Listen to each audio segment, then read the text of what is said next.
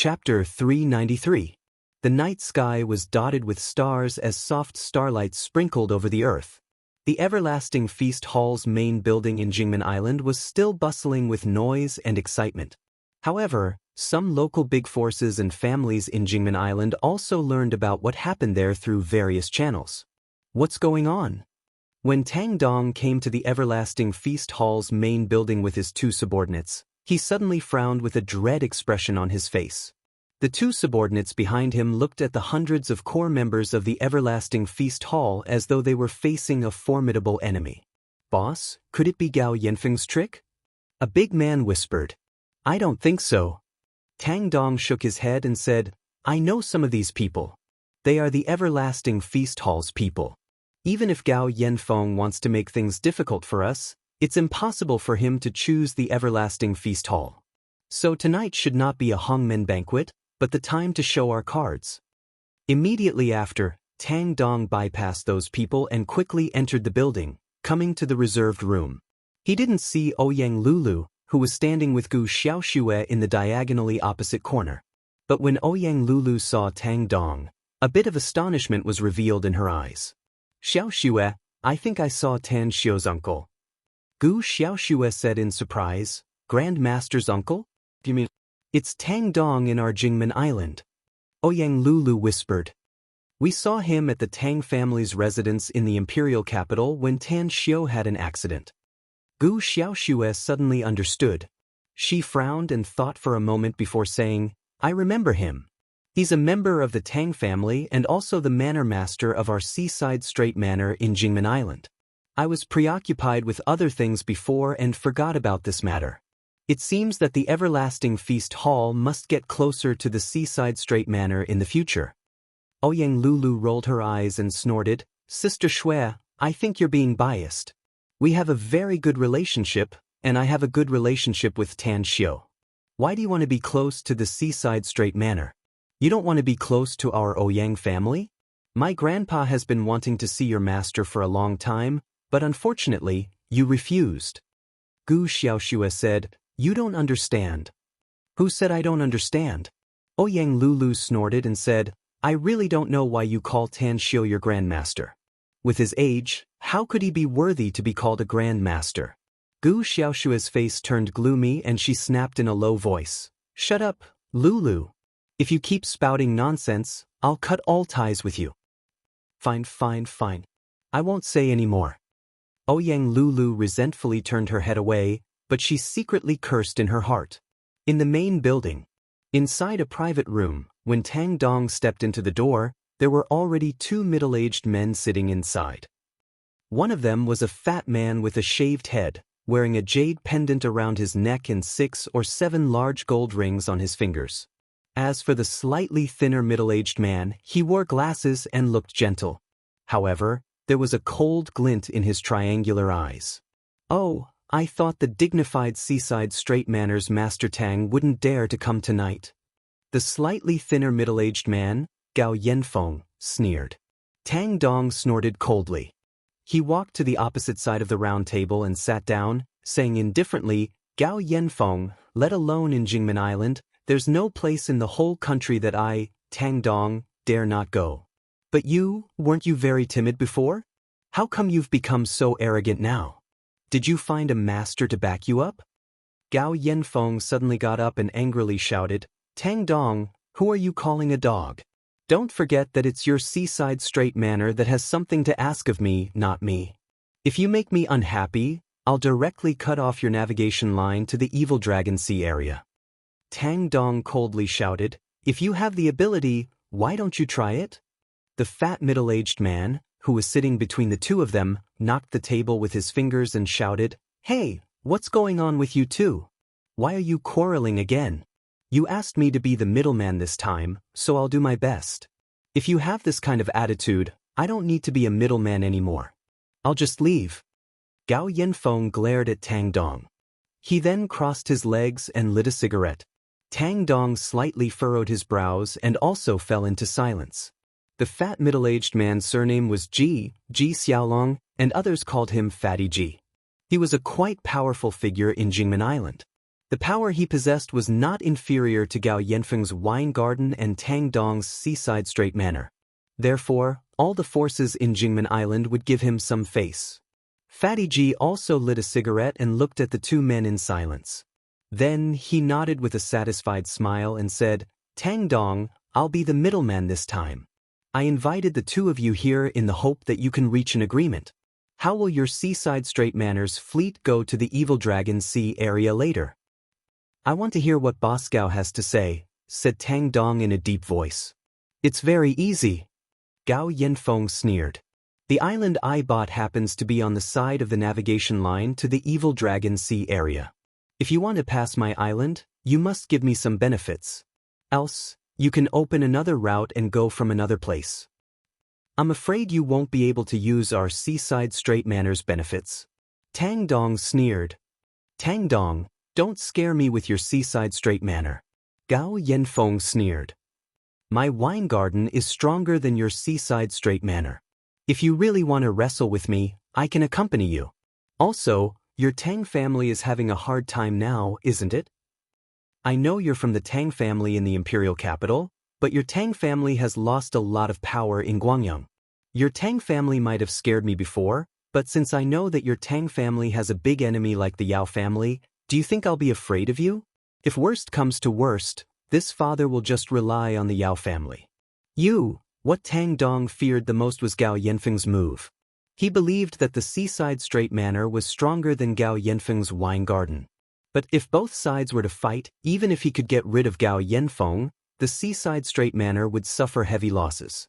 On the other hand, if he were to use other forces of the Tang family, it was very likely that Gao Yanfeng would be forced to take desperate measures. At that time, if he really relied on the Yao family, the Yao family would definitely accept such a powerful dog. Furthermore, if Gao Yanfeng led the Yao family to Jingmen Island, it would be more difficult for his seaside straight manor to survive.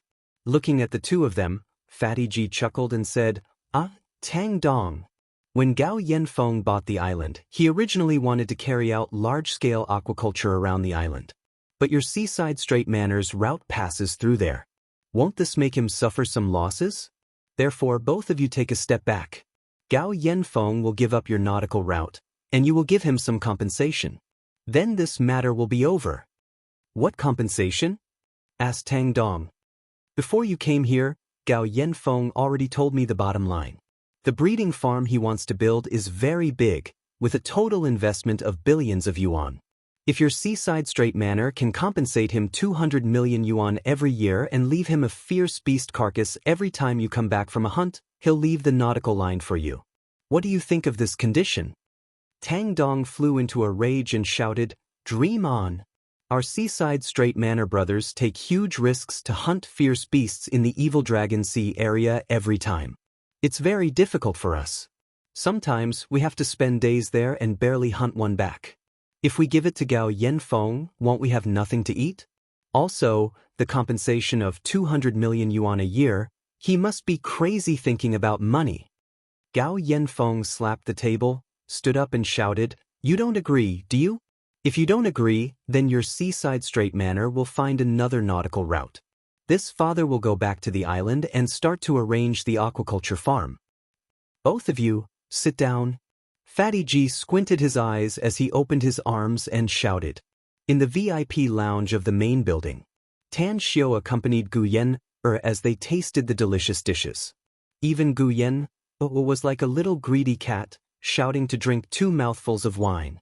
Tan Xiao's interspatial ring contained 2 boxes from the villa in Southgate Town. Therefore, he took out a bottle and poured half a cup for Gu Yan. "I can only drink this much." With sparkling eyes, Gu Yan said with a smile, "You're too stingy, master. I drank 2 jars of drunken immortal wine in one breath when I was in the immortal world. You know that wine, right? It's very strong. I drank 2 jars, but I'm not drunk yet." "It's different now." Tan Xiao shook his head and said, "You're injured now, so you can't drink too much. Letting you drink half a cup is already a special favor. Be a good girl and drink half a cup. Then, we'll eat something and I'll take you outside to see the night scenery."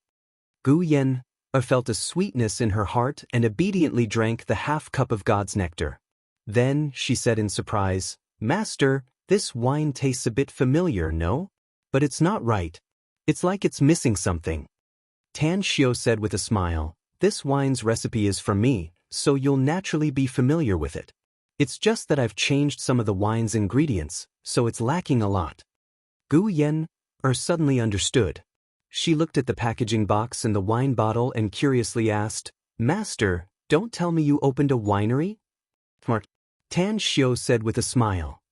I did open a winery, and it's very profitable now. That's right, Gu Yenner said with a charming smile. How can there be no reason for my master's winery not to make money? If no one buys it, that means they're stupid. Come, let's eat. Tan Xiao picked up some food for Gu Yenner with the chopsticks and put it into her bowl. Quickly. After the duo had eaten and drank to their heart's content, Gu Yenner held his arm as they came outside the main building. Looking at the scene outside, Gu Yenner said with a smile, Why haven't you all dispersed yet? A lot of people came back? Greetings, boss. The members who came back from outside respectfully saluted. Gu Yenner waved her hand and said, There's no need for that. All of you must listen to my master's words in the future. He's the supreme ruler of the everlasting feast hall, and his will is your will. Understood. Everyone answered again. All right, disperse. Gu Yenner said. Don't affect the normal operation of the restaurant. Even though it hasn't fully recovered, Quiet Night is slowly paying off the debt. Brothers and sisters, why aren't you hurrying to buy all kinds of tickets? Chapter 394. As the members in front of the main building dispersed, Tan Xiao's eyes fell on Ouyang Lulu. Gu Xiaoxue didn't leave, and Ouyang Lulu just stood beside her. However, at this time, Ouyang Lulu didn't look at Tan Xiao. Her eyes were staring at Gu Yenner with her mouth slightly opened and eyes full of disbelief. Beautiful. She was really, really beautiful. Ouyang Lulu had full confidence in her figure, temperament, and appearance. Even if she was compared with Gu Xiaoxue, she was confident that she wouldn't lose. However, the woman in front of her was too beautiful. She was like a fairy from the ninth heaven who had descended to the mortal world. Her beauty was soul-stirring and captivating. Lulu. Gu Xiaoxue gently touched Ouyang Lulu with her arm. Only then did Ouyang Lulu wake up from her dream and her heartbeat accelerated. Big Sis Xue, is she your master? Ouyang Lulu asked in disbelief. She felt that the breathtakingly beautiful woman in front of her was too young. It was really hard for her to believe that this woman named Gu Yenner was the one who established the everlasting feast hall decades ago. Yeah. Gu Xiaoxue gently nodded. Ouyang Lulu murmured, How is this possible? How can the everlasting feast hall's boss from decades ago be so young now? It's as if time can't leave any trace on her body. This doesn't make sense. Is there really an elixir of immortality in this world? Can it preserve one's youth forever? A smile appeared on Gu Xiaoxue's beautiful face as she cupped her fists and said, Master, she's my friend and also Grand Master's friend, Ouyang Lulu. She came here to find Grand Master for something. Friend? Gu Yenner smiled and praised, This child is very beautiful. I also remember her name. She should be a member of the Ouyang family, right? I happened to be busy in Jingmen Island when she was born and got the good news of her birth. I also sent someone to send her a congratulatory gift during her 1-month celebration. Ouyang Lulu shuddered inwardly. A bit of respect appeared on her face as she said, Are you really Big Sis Xue's master? But how did you become Tan Xiao's disciple? How old are you? Gu Yenner's eyes were filled with tenderness. She turned her head to look at Tan Xiao and said with a smile, Of course I'm his disciple, because he raised me. What? Ouyang Lulu's eyes instantly turned round as a horrified expression burst out from her eyes. She looked at Tan Xiao, and then looked at Gu Yenner. After the initial shock, she suddenly felt that this matter was so ridiculous. Tan Xiao raised Gu Yenner? What kind of joke was this? How old is Tan Xiao now? He should be in his early 20s, right? What about Gu Yenner? Decades ago, she looked like she was in her 20s. Even though she still looked like she was in her 20s, her real age should be in her 40s or 50s, right? A young man in his 20s raised a man in his 40s or 50s. Isn't this just too much nonsense? Tan Xiu looked at Ouyang Lulu's constantly changing expression and secretly sighed inwardly. He turned to look at Gu Yen'er and shook his head at her. Tan Xiu's eyes then fell back on Ouyang Lulu and said, "Lulu, don't listen to Yen'er's nonsense. She's just teasing you. Tell me, what's the matter?" "Nonsense?" Ouyang Lulu firmly believed Tan Xiu's explanation. After suppressing her complicated feelings, she said, "Actually, it's nothing important. I just learned that you took my plane to Jingmen Island, so I came to find you and ask how long you'll be using that plane." Tan Xiu said with a smile, "I don't need that plane anymore. I was in a hurry to rush to the Everlasting Feast Hall and forgot to inform the captain. We still have some things to do now, so it's not convenient for me to chat with you. But I'll treat you to a meal when I'm free." Gu Yen'er pulled Tan Xiu's arm and nodded to Ouyang Lulu with a smile. Then, the two of them walked toward the winding path leading to the seaside.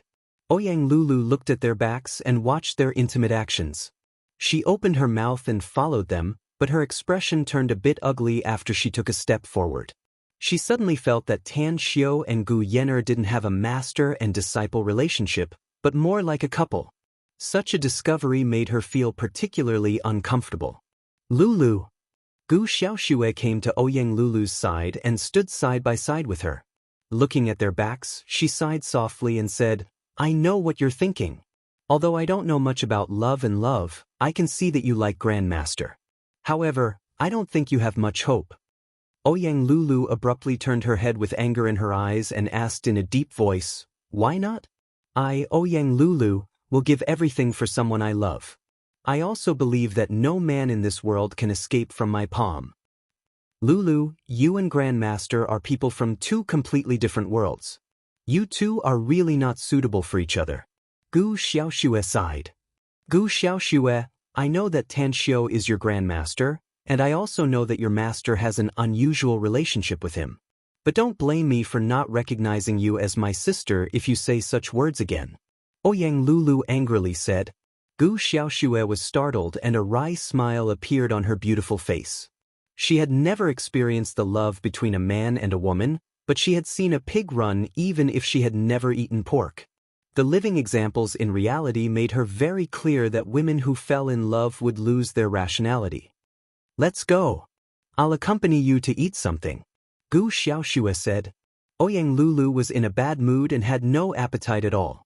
After rejecting Gu Xiaoxue's proposal, she left the Everlasting Feast Hall as fast as possible.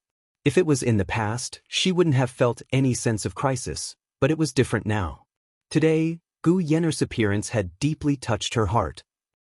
Thinking about the women Tan Xiu knew, there should be a few of them, and their conditions were not worse than his. The one she was most wary of was Kang Xia, the general manager of the magnificent Tang Corporation. As the saying goes, the pavilion closest to the water enjoys the moonlight first.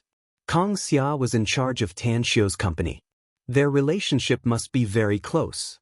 What if they fell in love over time? The more Ouyang Lulu thought about it, the more she thought about it. If it wasn't for the dazzling light of a truck in front of her, causing her to avoid crashing into the curb, she would have been in an accident at this moment. "No, we can't go on like this. As the saying goes, the one who strikes first gains the advantage, and the one who strikes last suffers.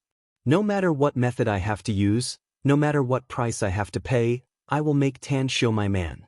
With my charm, I believe he will fall in love with me." Ouyang Lulu slapped the steering wheel. Her face was full of confidence again. After restarting the car, she quickly drove toward the end of the road. On the winding path from the Everlasting Feast Hall to the seaside, Tan Xiu wore a concerned expression as he softly asked, "Yen'er, are you feeling uncomfortable now?" "Not at all." Gu Yen'er revealed a smile, but her inadvertent expression and movements betrayed her. Quickly, the two of them arrived at the seaside. At this time, Gu Xiaoxue had also rushed over and respectfully reported, "Grandmaster, some people had a conflict in our Everlasting Feast Hall. Although the table was flipped, they are still confronting each other and have yet to fight. One of them is from the Tang family." "The Tang family? Who is it?" Tan Xiu raised his brows and asked in surprise. "It's Tang Dong," Gu Xiaoxue said. Tan Xiu stared blankly with a confused expression on his face. Tang Dong managed the Seaside Straight Manor, which was similar to the Everlasting Feast Hall. How did he come to the Everlasting Feast Hall instead of having a meal in the Seaside Straight Manor? Tan Xiu pondered for a moment and asked, "Who's the one confronting him?" "The owner of Jingmen Island's wine garden, Gao Yanfeng." However, aside from them, Ji Xiaolong is also present. He runs a mining business in Jingmen Island. "I see." Tan Xiu nodded and said, "Take some people to stop them. I'll deal with it later." "Understood." Gu Xiaoxue nodded. "I'll go with you, master," Gu Yenner quickly said. Tan Xiu raised his hand to stroke her beautiful hair and shook his head. "Be good, Yenner. Your body doesn't allow you to stay outside for a long time. We've already spent a long time having a meal. If you want master to spend more time with you, just stay in the exquisite pagoda and wait for me. I'll come back after I've dealt with it." Gu Yenner thought for a moment and felt that Tan Xiu's words made sense. A trace of reluctance immediately appeared on her face as she said, "Master, you must come back quickly." "Don't worry," Tan Xiu said with a smile. "Let's go. I'll send you to the exquisite pagoda first." On the first floor of the exquisite pagoda, Ji Qimei, Light, and Dark were already waiting. Upon seeing Tan Xiu and Gu Yenner coming back, Ji Qimei respectfully asked, "Will you be staying here for a few days, Lord?" "That's right. I must accompany Yenner well when she's awake." Tan Xiu nodded. "Also, go and do your things. I'll look for you again if there's anything." "Understood." The trio replied and quickly left the exquisite pagoda. As they came to the 7th floor, Tan Xiu watched as Gu Yenner floated up and sat cross-legged on the ice bed. He let out a faint smile and said, "Yenner, you stay here for a while. I'll be back soon." "All right." Gu Yenner smiled sweetly. Inside the Everlasting Feast Hall's box, the tables and chairs were in a mess. Both sides had red eyes, whereas Fatty Ji frowned deeply and looked at Tang Dong with an unfriendly expression. At this time, Tang Dong wished he could kill Gao Yanfeng with his own hands.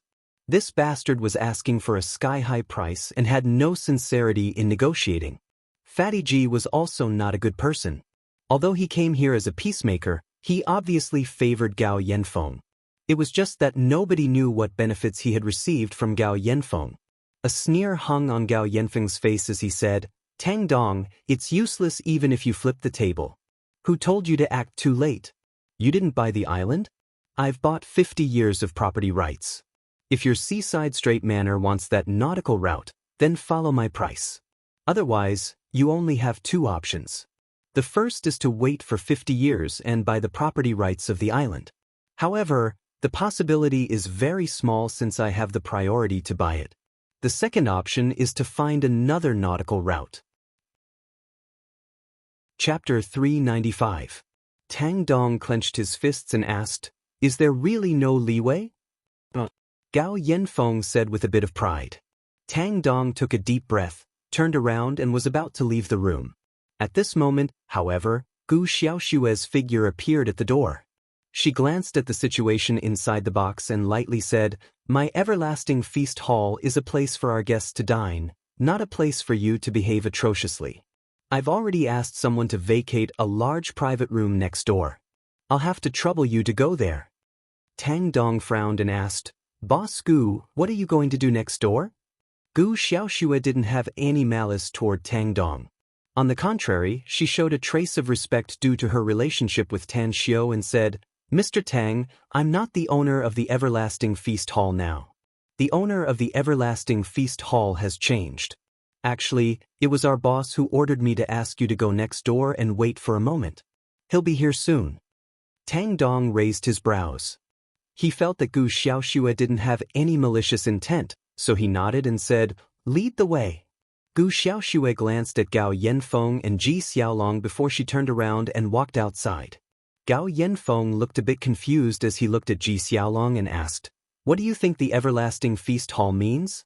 This is a matter between us and the Seaside Straight Manor. Why would the Everlasting Feast Hall jump out and meddle in it?" "Fatty Ji, the strength of the Everlasting Feast Hall is not to be underestimated. I'm afraid that even if the two of us join forces, we won't necessarily be a match for the Everlasting Feast Hall." Fatty Ji frowned, his chubby face filled with coldness. He pulled Gao Yanfeng and said in a low voice as they walked outside, "Don't talk nonsense. How can the everlasting feast hall's terrifying might be something that our two families can compare with? Let me tell you, just a few dozen people from the everlasting feast hall are enough to destroy both our families." "Really?" Gao Yanfeng asked in horror. "How did you know?" "You don't need to know how I know about it," said Fatty G in a low voice. "In short, you must remember that you can provoke any forces in Jingmen Island except for the everlasting feast hall. If there was a chance, he must establish a friendship with the everlasting feast hall. Even if I have to pay a price." Gao Yanfeng understood Fatty G's character and knew that he would never be an alarmist. However, although the everlasting feast hall had concealed some power, was it really as terrifying as Ji Xiaolong said? Very soon, the few of them followed Gu Xiaoxue to the private room next door. This private room was twice the size of the previous one and could accommodate dozens of people. At this moment, the table in the box had been removed and the everlasting feast hall's staff had gotten a few sofas from God knows where and placed them against the wall inside. "Please take a seat." Gu Xiaoxue walked straight to the innermost sofa and sat down. Although Tang Dong didn't know why the everlasting feast hall intervened in this matter, he couldn't sense any hostility from Gu Xiaoxue. Hence, he calmly sat on the sofa in front of Gu Xiaoxue's right side. Gao Yanfeng and Fatty G sat on the sofa on the left. Fatty G's gaze fell on Gu Xiaoxue. Even though Gu Xiaoxue was breathtakingly beautiful, he still didn't dare show the slightest sign of profanity. He cupped his fist and said, "Elder Gu, I am Gu Xiaoxue," said Gu Xiaoxue lightly. Fatty G quickly changed his address and said, "Miss Gu, may I ask who is the current boss of your everlasting feast hall?" "You'll naturally know when my boss comes," said Gu Xiaoxue lightly. Fatty G could only force a wry smile inwardly. Wasn't this just nonsense? However, in order to clear up the confusion in his heart, he asked again, "Miss Gu, we did have a small conflict in your everlasting feast hall, but it's just a trivial matter and we didn't fight with each other. As for the damaged items, we'll naturally compensate you with double the compensation. But we don't understand why your boss wants to see us." Gu Xiaoxue still had that indifferent look on her face. She even said the same words as before, "When our boss arrives, you will naturally know." Fatty G was speechless. For a moment, the atmosphere in the entire private room turned a bit depressing. "Boss?" The voice of the everlasting feast hall's security personnel came from outside the private room. "Things?" Tan Xiu nodded. The moment he entered the private room, he could clearly see the situation inside. When his eyes met with Tang Dong's, he could clearly see the disbelief in Tang Dong's eyes. "Boss?" Gu Xiaoxue stood up and called out to Tan Xiu with light footsteps. Tan Xiu nodded and walked a few steps toward Tang Dong, who had already stood up. He then said with a faint smile, "Uncle Dong, I heard you came to the everlasting feast hall and had a conflict with someone. How is it? Has the conflict been resolved?" Tang Dong finally sobered up from the shock. He looked at Tan Xiu up and down a few times and then said in amazement, "Tan Xiu, you're the new boss of the everlasting feast hall?" "I'm not the new boss, am I?" Tan Xiu lightly smiled. "It's been a few months." Tang Dong was silent for a few seconds before his expression began to change. Ecstasy rose on his face as he laughed heartily. "Good, good, good. I never thought that the everlasting feast hall's people were on our side. I originally thought that I would suffer a loss this time, but I didn't expect it. What a twist." At this moment, Gao Yanfeng and Fatty G's faces turned a bit unsightly. Never in their wildest dreams did they expect that the new boss of the everlasting feast hall turned out to be someone from the Tang family. "We're in big trouble." The two of them looked at each other with bitter expressions on their faces. Tan Xiu nodded and walked to the place where Gu Xiaoxue had just sat. He waved his hand to signal the others to sit down as well. Then, he looked at Gao Yanfeng and Fatty G and lightly said, "Let me introduce myself. I'm Tan Xiu, the boss of the everlasting feast hall and also a member of the Tang family. How should I address the two of you?" "My surname is Ji Xiaolong. You can call me Fatty G," said Fatty G quickly. "Gao Yanfeng," said Gao Yanfeng stiffly. Now tell me, said Tan Xiu. What's going on? Tang Dong immediately said aloud, Tan Xiu, you know that our seaside straight manor has been hunting fierce beasts in the offshore trench. But 2 months ago, there was a mini earthquake there, causing the fierce beasts there to disappear without a trace. Out of desperation, our seaside straight manor had to rush to the Evil Dragon Sea area to hunt some low-level fierce beasts there. But when Gao Yanfeng found out about this, he actually used despicable means to buy an island in the middle of the navigation line and threatened to build an aquaculture farm in the middle of the navigation line. He wants to cut off our seaside straight manor's navigation route. Furthermore, he also gave us some conditions. It's not impossible for him to give us the navigation route, but he asked for a sky-high price. It's simply extortion. There's also this Fatty G. He seems to be a peacemaker on the surface, but he has always been partial to Gao Yanfeng. Looking at the angry Tang Dong, Tan Xiu let out a smile and said, So it turns out to be such a trivial matter. It's all right. Leave it to me. How are you going to solve it? Asked Tang Dong hesitantly. Tan Xiu gave him a reassuring look. He then looked at Gao Yanfeng and said, Gao Yanfeng, right? Since you know that I'm a member of the Tang family, I'm naturally your enemy. So I'll give you a chance. That is, I'll give you 2 options at the same time. You can choose from them. The first option is to transfer the island to the seaside straight manor for 1 yuan. Impossible! Gao Yanfeng immediately jumped up and shouted. Then, you can only choose the second option, Tan Xiu said with a faint smile. Gao Yanfeng suppressed the anger in his heart and asked in a deep voice, What's the second option? Tan Xiu's figure instantly appeared in front of Gao Yanfeng. A blade light flashed as Tan Xiu sat back on the sofa. Then, he said with a smile, The second option is your current fate. You'll be killed on the spot, and everyone in your wine garden will be wiped out and all your property will be taken by me. You?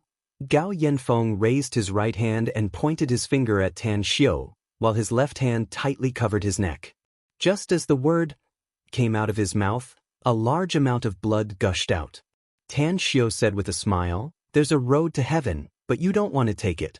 You just want to break through the gates of hell. Since that's the case, I can only send you off myself. That's right. If you go to hell and the king of hell asks you how you died, remember to tell him, My name is Tan Xiu. He should know who I am since I've sent a lot of people to him. When Tan Xiu finished speaking, Gao Yanfeng's hands were already covering his neck. His body slid down the sofa and fell to the ground, twitching. Tan Xiu looked at Gu Xiaoxue. Gu Xiaoxue was smart and immediately understood Tan Xiu's meaning. She respectfully said, I'll arrange it now, Grandmaster. I'll definitely wash Gao Yanfeng's forces with blood in the shortest time possible and take over his property. You must take over his property, but don't kill as much as possible, said Tan Xiu. If they're not Gao Yanfeng's true confidants, then let them go. Furthermore, the Everlasting Feast Hall's action against the wine garden is somewhat unjustifiable. The Everlasting Feast Hall's people and the Seaside Straight Manor's people should act together and split the benefits equally.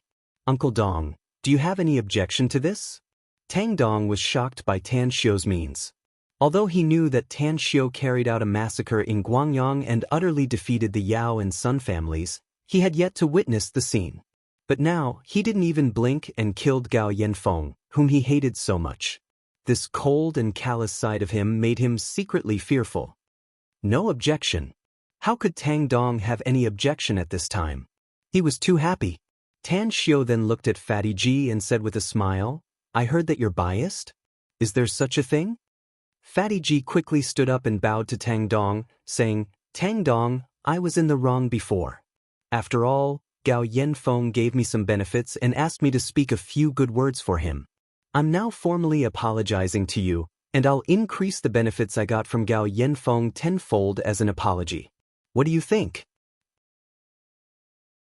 Chapter 396. As the saying goes, be lenient and take a detour. When Tang Dong looked at Tan Xiu, he found that Tan Xiu was nodding to him, so he said, No problem. But I hope you won't talk too much about tonight's matter. Fatty G nodded repeatedly and said with an obsequious smile, Don't worry.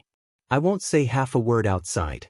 Even if someone asks me, I won't know anything about it. Tan Xiu waved his hand and said with a smile, "All right, sit down and talk.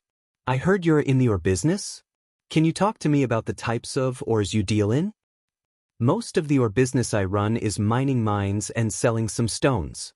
Of course, I also have an ore carving factory there," said Fatty G. "I don't think there are any other types, right?" Tan Xiu asked, "Haven't you found any precious ores in the mines? For example, the ores that are selling at a high price in the market now?" Fatty G was a bit hesitant.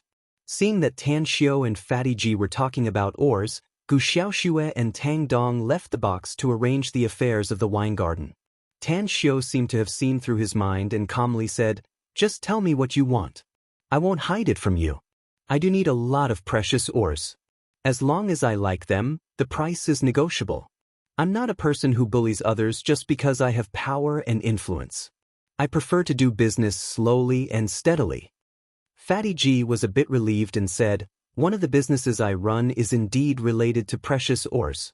Some of them are obtained when we mine the mountain, and some are purchased through various channels. That's right, I have several precious ores in my house now. I bought them through a certain channel a few days ago. If Boss Tang wants them, I can give them all to you. Can I trouble you to send someone to deliver them?" Tan Xiu said. "After all, I haven't seen the types of ores you mentioned. If I really like them, you can rest assured about the price. I won't take them for free." Fatty G's expression moved. He immediately took out his mobile phone and dialed a number. After giving some instructions, he then hung up the phone. "I've given the order. It will definitely be delivered within an hour."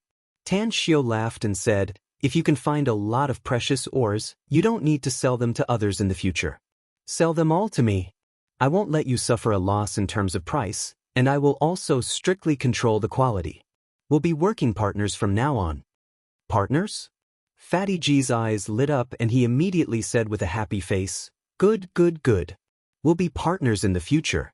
If I get any precious ores, I'll let you choose first." In the private room, Gao Yanfeng's body had been disposed of, and the bloodstains on the ground had been wiped clean. If not for the faint smell of blood floating in the air, no one would have thought that Gao Yanfeng, who was very powerful in Jingmen Island, would die here. Outside the box, Gao Yanfeng's men were also dealt with by the Everlasting Feast Hall's people.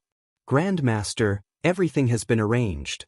After Gu Xiaoxue and Tang Dong returned to the private room, Gu Xiaoxue said. Tan Xiu said with a smile, "I'm at ease with your work. Uncle Dong, please have a seat." A bright smile hung on Tang Dong's face. The matter that had been pressing on his heart recently could finally be solved satisfactorily, making him feel very happy. He was also deeply satisfied with his nephew. Previously, he didn't understand how Tan Xiu was more powerful than Tang Yunpeng at such a young age. It had only been a few days since he arrived in Guangyang, yet he had already dealt a heavy blow to the Yao and Sun families. But now, he finally understood that with the Everlasting Feast Hall as their backing, they might not necessarily lose even if they wanted to wrestle with the Yao family in the imperial capital. He began to think that he would go back and tell today's matter to his old man, and then let the three elders of his family discuss whether or not to move against the Yao family now. After all, with the Everlasting Feast Hall joining them, the Tang family would be like a tiger that had grown wings, and it wouldn't be difficult for them to destroy the Yao family. "Uncle Dong, I hope you won't tell anyone about tonight's matter after you go back. My identity as the Everlasting Feast Hall's boss must be kept a secret," said Tan Xiu. "Why?" Tang Dong stared blankly and asked with a puzzled expression. "I still have important things to do." Tang Xiu calmly said, "If you spread the news that I'm the Everlasting Feast Hall's owner, it's very likely that our rival families will learn about it.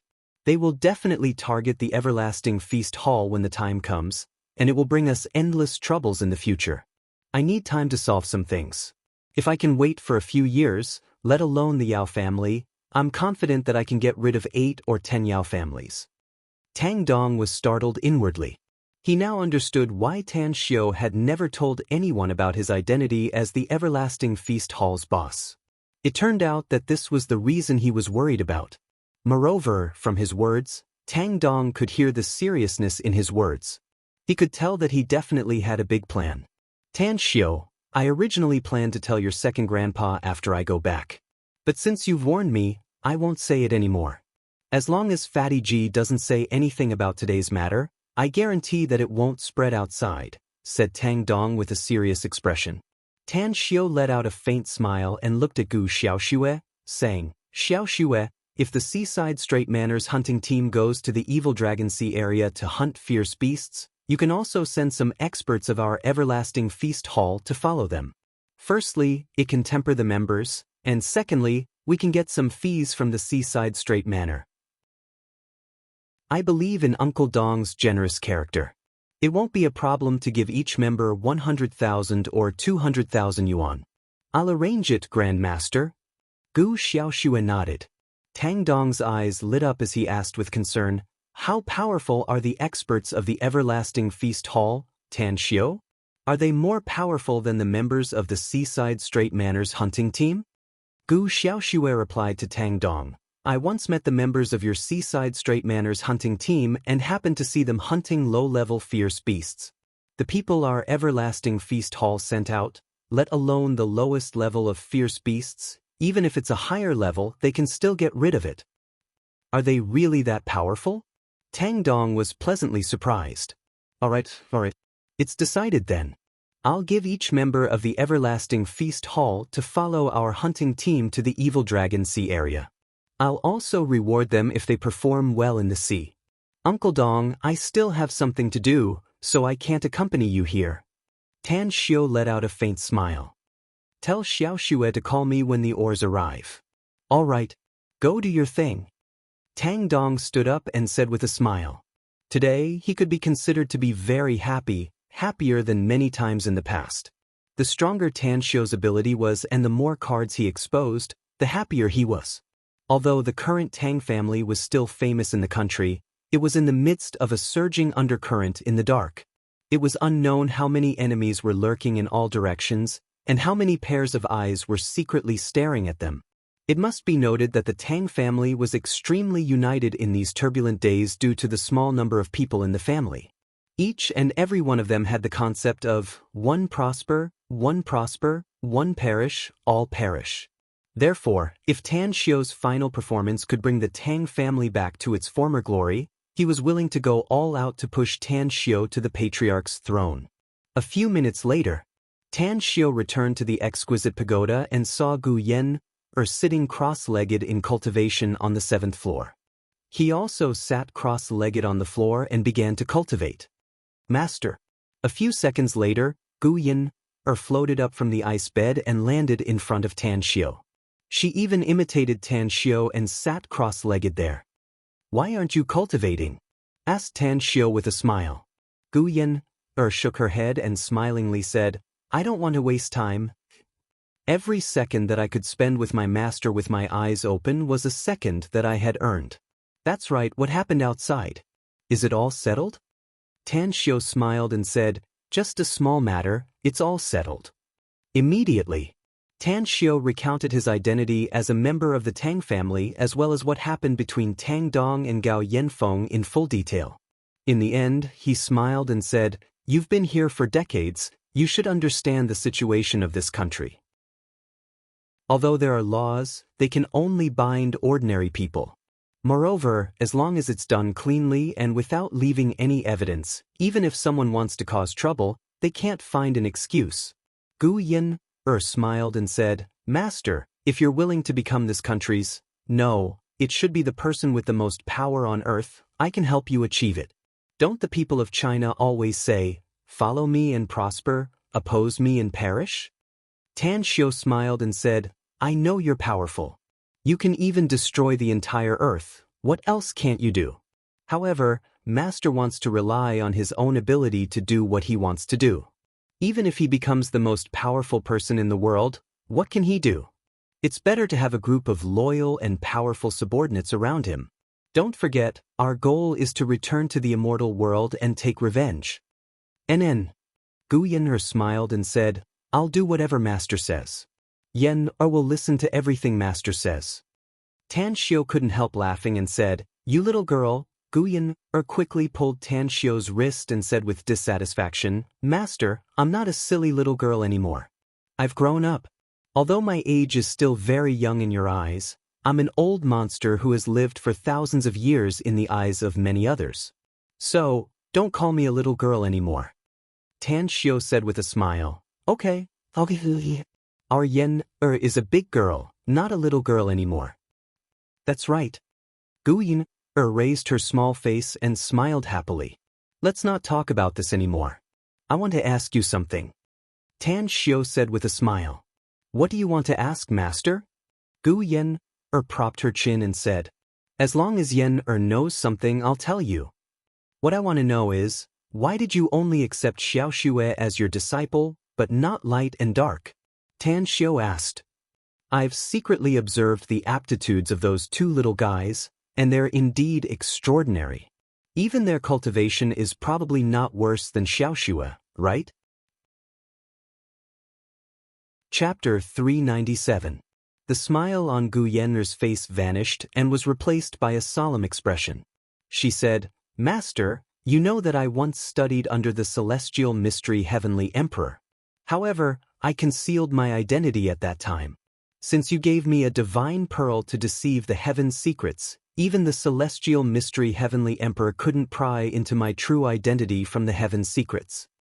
Similarly, I also used the method of peeping into the heaven's secrets to observe the two of them, but I found that I couldn't see through their past and could not see their future trajectory. In the heaven's secrets, they were just two phantoms shrouded in a faint black mist. Tan Xiao slightly frowned. He was not good at divination and peeping into the heaven's secrets. Although he occasionally had some insights and could perceive some things from the heaven's secrets, it was only a very small amount of illusory things. Yen, what does this mean? According to the experience I learned from the celestial mystery heavenly emperor, there are only two situations for them, said Gu Yen seriously. The first is that someone used a special method to hide their true identity, just like me who was once defeated by the celestial mystery heavenly emperor. The second is that both of them lack a soul. Humans have 3 spiritual and 7 physical souls. Even if only 1 spiritual and 1 physical soul is missing, the destiny of such people will dissipate in the heaven's secrets. Tang Xiao was surprised and asked, how can a person without a soul live well? And they can even cultivate immortal techniques? Yes, they can, said Gun solemnly. The 3 spiritual and 7 physical souls have their own effects, but I don't know which one is missing. I secretly observed them for a long time and found that they don't look like people without a soul. That's right, there's only one thing unusual about them. What is it? Asked Tan Xiao. Blood. Their desire for blood is very strong. It's as if they were born to kill. They have a very gifted combat consciousness and extremely cruel killing methods, said Gu Yen. In this regard, they are a bit like the Azura clan. How are their cultivation levels now? Asked Tan Xiao. Gu Yen said, he is indeed stronger than Xiao Xue. He will soon enter the immortal infant stage. Tan Xiao was silent for a long while before he slowly said, they seem to still be working outside? Gu Yen said, yes, Xiao Xue told me that they are all training abroad. He now had the treatment of a state guest from more than a dozen countries, and was even a noble personally conferred by the Queen of England. Aside from the few of us, no one knows that he's from the everlasting feast hall. Dark has always been hiding in the dark. She's the #1 assassin of the world's largest assassin organization. Xiao Xue summoned them back because I was about to wake up. Tan Xiao said, once the two of them break through to the immortal infant stage, their strength will be very terrifying. Perhaps, apart from Ji Qi, no one else could be their opponent. How about this? You tell them to make the best use of their time to deal with the foreign affairs while they stay on the first floor of the Linglong Treasure Pagoda to cultivate. Give me a few years and I'm confident that I'll surpass them. When that time comes, I'll let them follow me to handle the affairs. No problem. I'll arrange it later, Gu Yen nodded and said with a smile. How did you find them? Asked Tan Xiao. Mount Everest. Gu Yen said, some people took these 2 children to climb the steepest snow wall of Mount Everest. Someone brought the 2 children to climb the steepest snow wall of Mount Everest. The 6 of them were all martial artists with great strength. Each of them had surpassed the Grandmaster level and had already touched the realm of Tao. These 2 children are the children of 2 of them. And then? Asked Tan Xiu. Gu Yen'er said with a smile, I showed some of my strength to intimidate them and then taught them a very low-level cultivation technique. After that, he taught them a very low-level cultivation technique and told the couple that he wanted to take these 2 children as his disciples.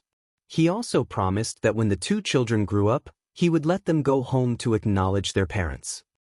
They agreed? Tan Xiu was surprised. Yes, they agreed. Gu Yen'er nodded. They also said some high-sounding principles, saying that it's a great fortune for their children to encounter an immortal fate at an early age. They even said a lot of words of gratitude.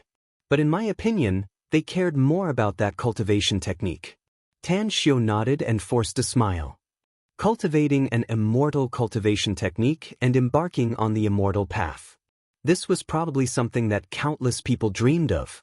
I reckon that most people in this world will abandon their families, businesses, wives, and children in the face of such a choice. You can't blame them. Later, when they were adults, did you tell them about their parents? I told them, but they said they had no feelings for their parents and didn't want to go back. Gu Yen'er nodded. Let's wait and see.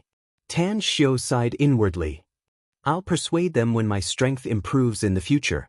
After all, people's hearts are made of flesh and blood. Even if they are bloodthirsty, I'm afraid they will still have some fantasies about their parents. I'll help them deal with the demons in their hearts later. You really cherish talents more than before, Master, said Gu Xiaoxue with a smile. Cherishing talents is the right thing to do. Tan Xiu laughed. If I have many powerhouses under my command in the future, I'll be able to fight my way to the immortal world again and set foot on the supreme throne of the immortal world. Not only will I kill my enemies with my own hands, but I'll also break the shackles of the immortal world and go to the God realm. Gu Xiaoxue said, Master, do you think I should accept them as my disciples? Gu Xiaoxue said, I don't believe that these 2 one-year-old children are the hidden pawns of the enemy. That's what I wanted to tell you. Tan Xiu said, accept them. Since they already have such a cultivation base, they also have extremely high aptitudes. If you take them as disciples, it will make them feel closer to you. Then let's go. Gu Yen'er said with a smile. I'll accept them as my disciples now. Tan Xiu pulled her and shook his head. Don't be in such a hurry. I'll go outside later. Fatty G sent some people to deliver some precious ores. I'll buy them if I can use them. You can accept them as your disciples when I leave the exquisite pagoda. All right. Gu Yen'er said with a smile.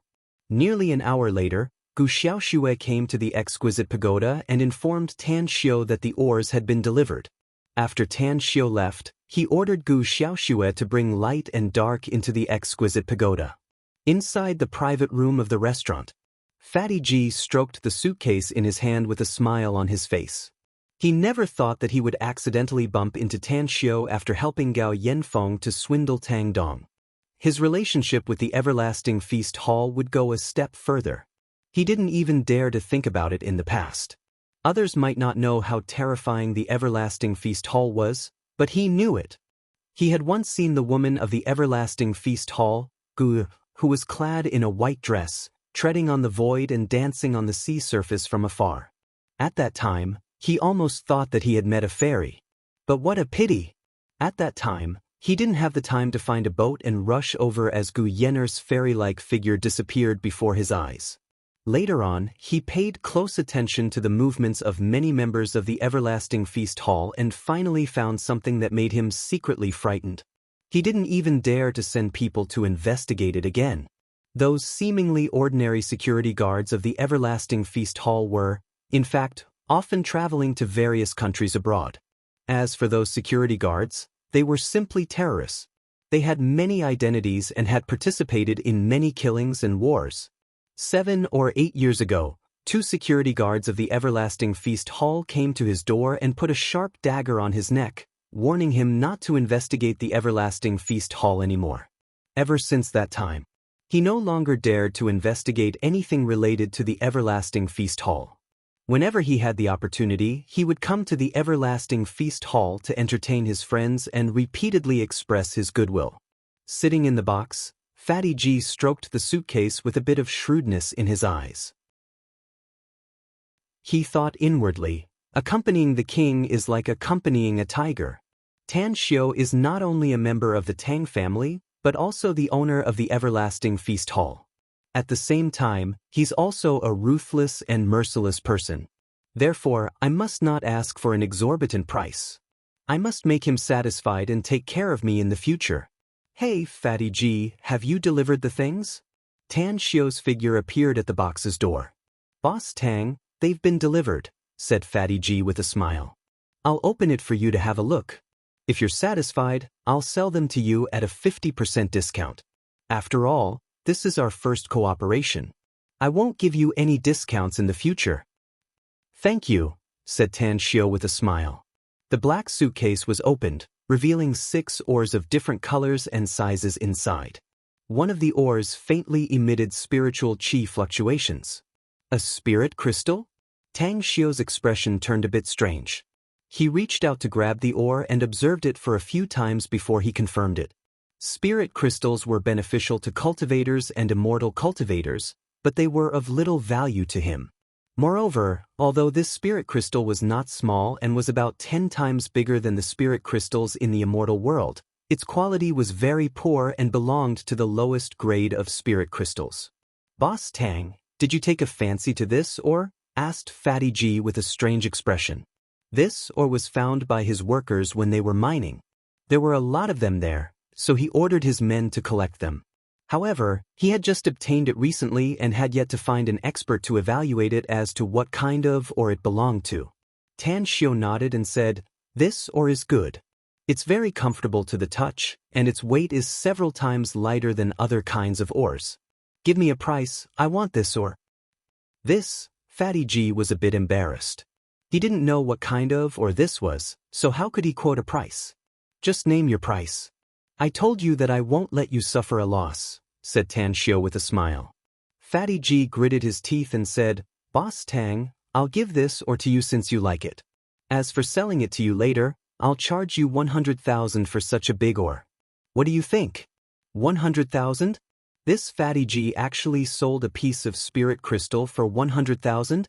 He really doesn't know what's good for him.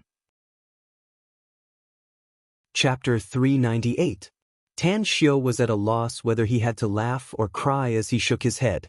He saw the slight change in Fatty G's expression and realized that Fatty G had misunderstood him. He then said with a smile, Don't misunderstand me. I'm just saying that you're a good person and your price is very fair. No matter how many of these ores you have in the future, I'm willing to buy them all. The price for each one is 100,000 yuan. Really? Fatty G was happy upon hearing it and quickly asked. It's true, said Tan Xiu. I don't know what these ores are, but I'm very interested in collecting all kinds of strange ores. Besides, I'm not short of money. Let alone 100,000 yuan, even 1 billion yuan is just my pocket money.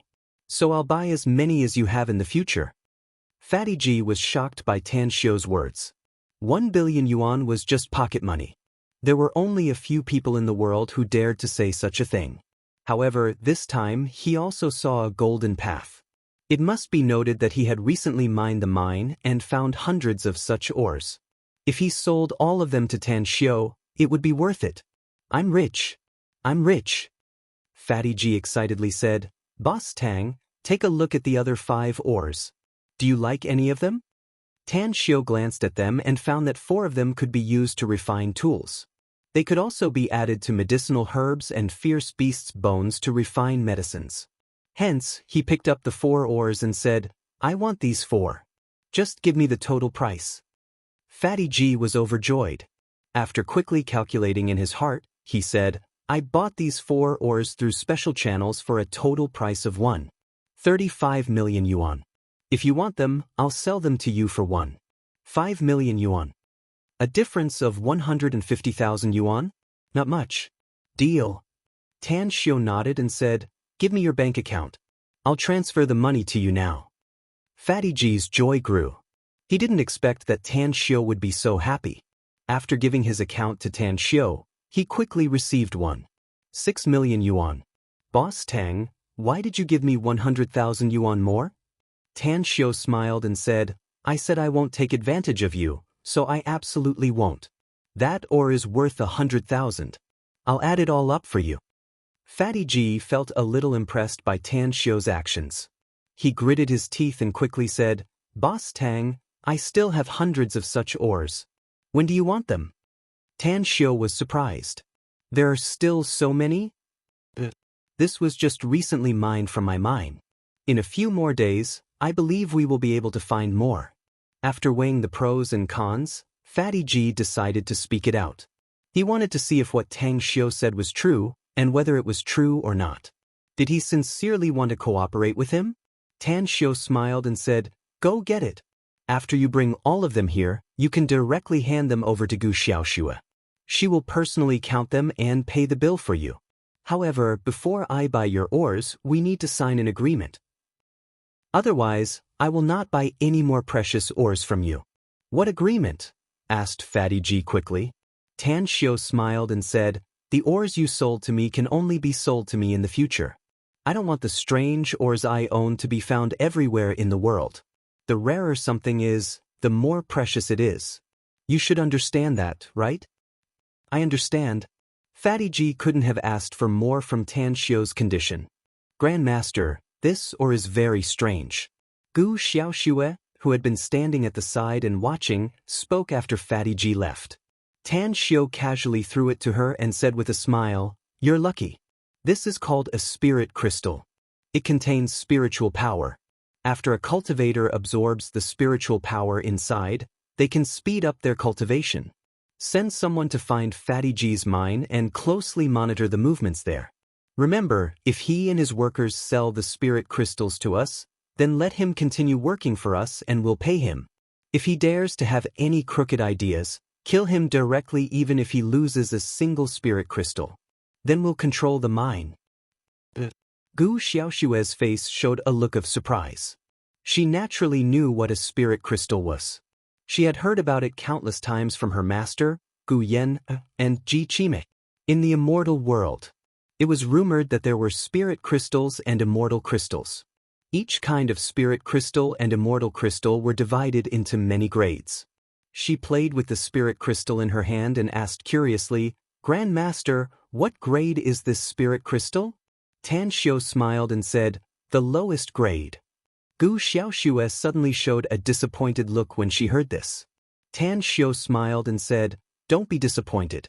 Even the lowest grade spirit crystal is good for people like you who haven't even cultivated the immortal nascent.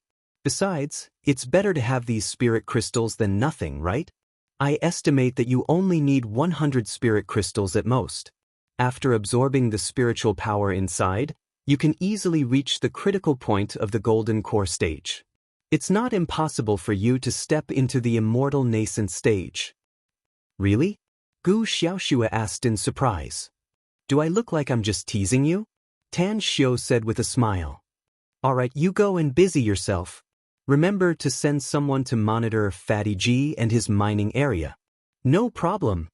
Gu Yan quickly returned the spirit crystal to Tan Xiu and ran outside with a happy face.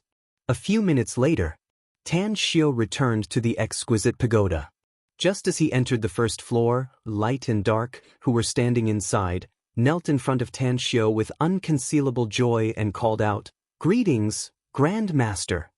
Tan Xiu let out a faint smile and said, Get up. Since Yan decided to accept you as her disciples, it means that she's satisfied with you.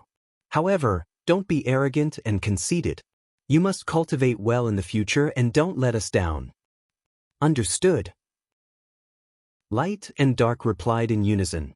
Tan Xiu waved his hand, motioning the two to leave.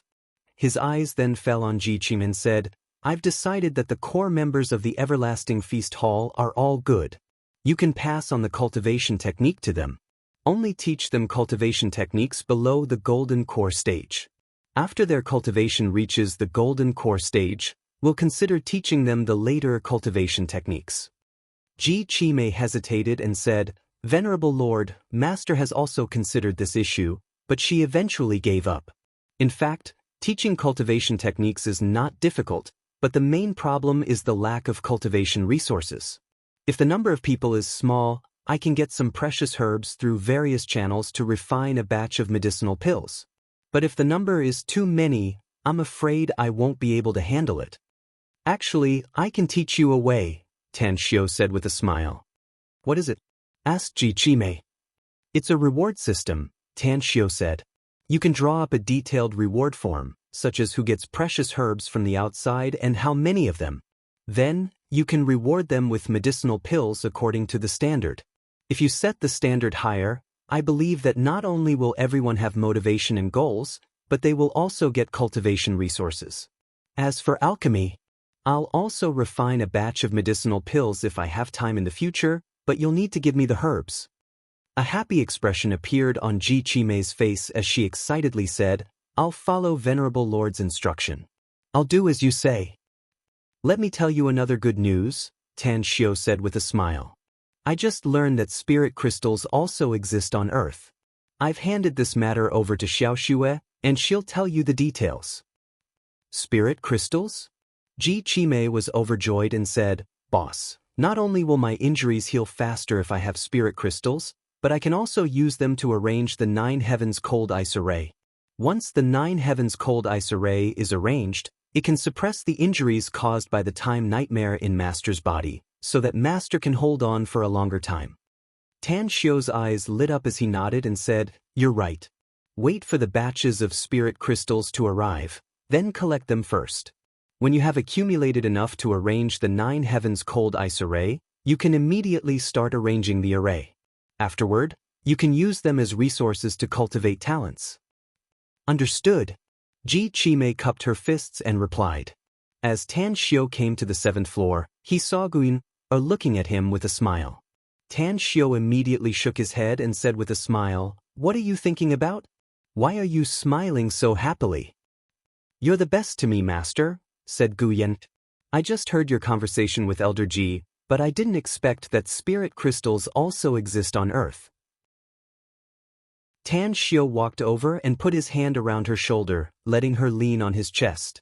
Then, he said in a low voice, There are many things that exist on Earth. Even I've been shocked many times now. There's also a holy dragon fruit in my interspatial ring. You should know its value. Aside from it, I also found some clues about the demonic revival grass. I originally planned to rush back to Shanghai to track the whereabouts of the demonic revival grass, but I heard the news that you woke up, so I immediately changed my direction and came to see you first. Holy dragon fruit? The demonic revival grass? A shocked expression was also revealed on Gu Yen's beautiful face. One must know that these things were the most precious treasures that countless immortals yearned for even in the immortal world. She didn't expect that these things would appear on Earth.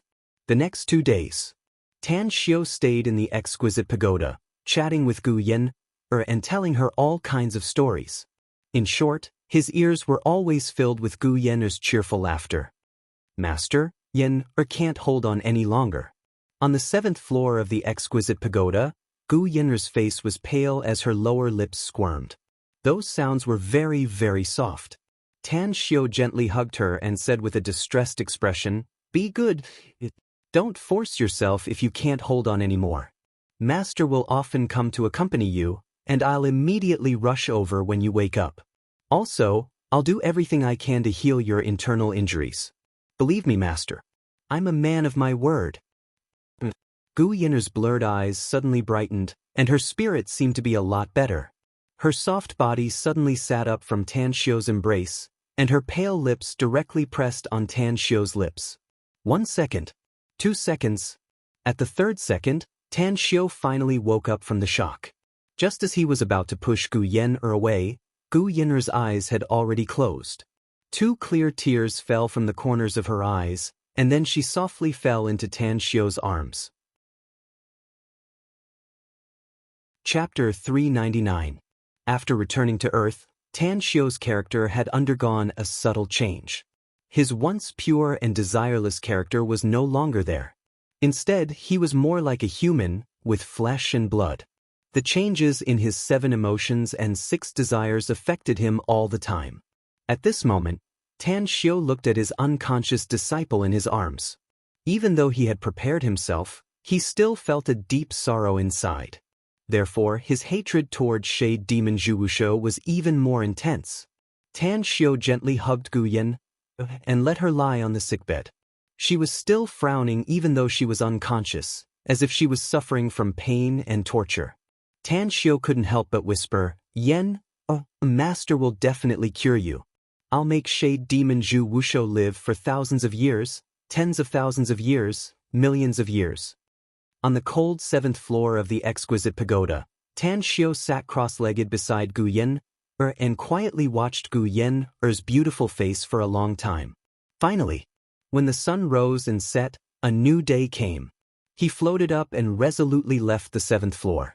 When he came to the 1st floor of the exquisite pagoda, he saw Ji Qimei sitting cross-legged on the futon in the center, silently cultivating.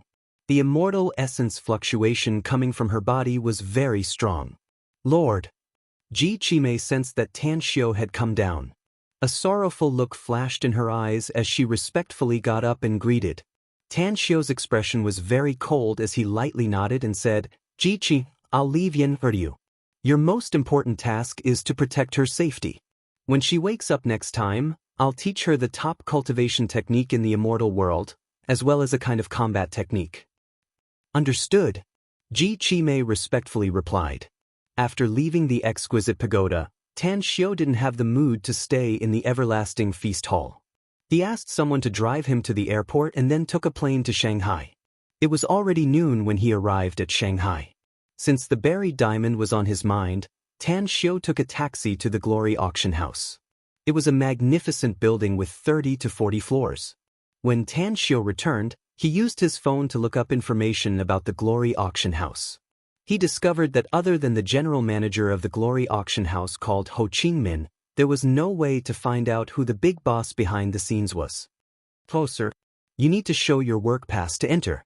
If you are not a staff member of our auction house, please enter from the next passage. There is a registration counter over there." Just like the credit card machine in a subway station, all 6 entrances were sealed. On the side, a woman in a blue suit with a work pass on her hand said. Tan Xiu glanced at her and followed her instructions to enter the passage next door. "Closer. May I know what brings you to our Glory Auction House?" 2 female staff members were sitting in front of the registration desk. One of them asked with a professional smile. Tan Xiu said, "I want to see Ho Qingmin." "What?" The 2 female staff members stared blankly as a strange look appeared in their eyes. Tan Xiu repeated, "I want to see Ho Qingmin. I'll have to trouble you to help me inform him." One of the staff members forced a smile and said, "Hello, sir. If you want to see our general manager, you need to make an appointment in advance. Also, you only need to register with us and then go inside to find the lobby manager. As for whether he can help you or not, we don't know." Registration. Tan Xiu took the registration book, wrote his name and contact information on it, and then strode into the lobby on the 1st floor. Inside the lobby, there was a row of tables and chairs, where a middle-aged man and a woman were sitting. "Excuse me, who is the lobby manager?" Tan Xiu glanced at them and asked aloud. The middle-aged woman stood up, nodded and said with a smile, "I am. May I ask who you are?" "My surname is Tan Xiu," said Tan Xiu. "I came to your Glory Auction House this time to see your general manager, Ho Qingmin. If it's convenient, I'll have to trouble you to inform him." The lobby manager forced a smile and said, "Mr. Tang, our general manager can't see any guests for the time being. Can you leave your contact information and identification? I'll submit your information after our general manager is done with his work." "So troublesome?" Tan Xiu frowned and said. "This is the rule of our Glory Auction House, Mr. Tang," said the lobby manager. "Rules?" For a moment, Tan Xiu was silent. Then he dialed Qinan's cell number and said, "Help me find the contact information of Glory Auction House's general manager, Ho Qingmin. The sooner the better." "I have it, boss." Qinan's voice came out of the phone. A trace of surprise was revealed on Tan Xiu's face as he asked, "Do you know Ho Qingmin?" "We have a bit of friendship," Qinan said with a smile. "He once tried to break the 1,000 revolution array of our everlasting feast hall's Jingmen Island headquarters. Unfortunately, he failed. Later on, he came to our Everlasting Feast Hall's branch in Shanghai many times, so I know him and also have his personal contact information. That's great. Come to the Glory Auction House now. I'll be waiting for you here, said Tan Xiu. Understood.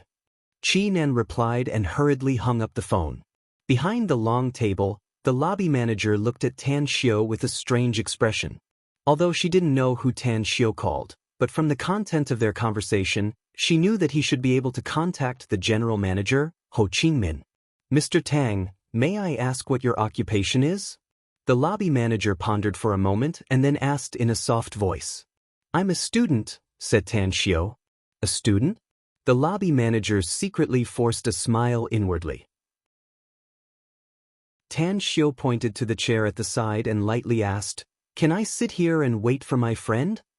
Please have a seat. The lobby manager nodded and smiled. Tan Xiu sat down and quietly waited.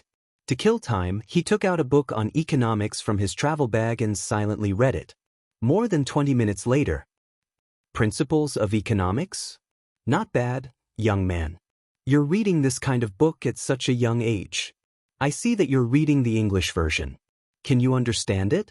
A voice sounded beside Tan Xiu, awakening Tan Xiu, who was immersed in the content. Tan Xiu raised his head and looked at the tall and cool-looking middle-aged man.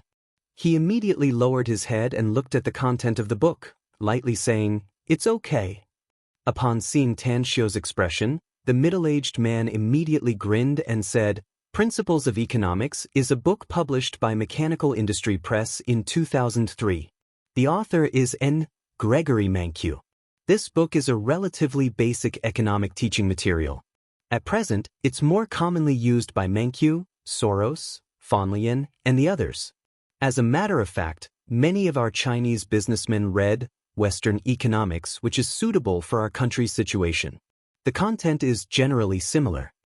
Tan Xiu put down the book in his hand again and looked up at the middle-aged man, saying, Are you showing off your education level? If so, I want to ask you a question. The middle-aged man couldn't help laughing and said, Young man, don't be angry. Tell me, what question do you want to ask? If it's about economics, I should be able to answer 1 or 2 questions. But if it's about business, I know more about it. Then answer me. Which company will be a dark horse in the domestic business circle in the next few years? Tan Xiu lightly said. The middle-aged man was somewhat speechless. Although he had been in the business circle for decades and now had huge assets and owned many types of companies, he really couldn't tell which company would be a dark horse in the business circle in the next few years. Tan Xiu quietly waited for more than 10 seconds and found that he couldn't answer. Then he lightly said, Since you can't even answer my question, then don't disturb my reading. You don't look like an ordinary person either. Don't you know that it's very impolite to disturb others without even introducing yourself? The middle-aged man couldn't help laughing and said, I'm impolite. I'm Yang Zhenpan, a businessman. I have some shares in this Glory Auction House. May I ask how to address you, little brother? Tan Xiu. Tan Xiu's expression moved. He stood up and asked, You have shares in this Glory Auction House? Can you do me a favor? Yang Zhenpan slightly furrowed his brows, but soon relaxed again. He carefully observed Tan Xiu a few times and then said, It's not a problem for me to help you. As long as it's within my ability, I can naturally help you. But before I help you, you have to answer a question of mine. Say it. Tan Xiu nodded. I really can't answer the question you just asked me, said Yang Zhenpan with a smile. It's because I really haven't found any powerful company in recent years, let alone a dark horse coming out of nowhere in the next few years. So, I want to hear your result. It's the magnificent Tang Corporation, said Tan Xiu calmly. Yang Zhenpan stared blankly and hesitantly said, The name of this company sounds familiar. I seem to have heard it somewhere, but I can't remember it for a while. Can you tell me about the situation of this magnificent Tang Corporation? I don't think you need to ask me. You just need to send someone to investigate it, said Tan Xiu with a faint smile. Yang Zhenpan furrowed his brows again. He pondered for a moment and then took out his mobile phone and dialed a cell number. After his call was picked up, he said, Help me investigate the situation of the magnificent Tang Corporation. I want to know the result within 3 minutes. Understood. Yang Zhenpan hung up the phone and directly sat on a chair at the side. He then said with a smile, "Wait for me for 3 minutes, little brother. It shouldn't be a problem, right?" Tan Xiu nodded and then sat down. The lobby manager and the middle-aged man behind the long table were at a loss whether they had to cry or laugh at this time. They looked at Tan Xiu with a strange expression. They were really speechless because the person Tan Xiu was looking for was the general manager of the Glory Auction House, Ho Qingmin. And the person sitting next to him was the big boss of the Glory Auction House, as well as Ho Qingmin's immediate superior. However, the big boss had just hinted to them not to talk too much, so they could only sit at the long table, feeling both amused and angry at the same time and busy themselves with their own matters. Writing all night for the sake of continuously updating. Brothers and sisters, smash your tickets.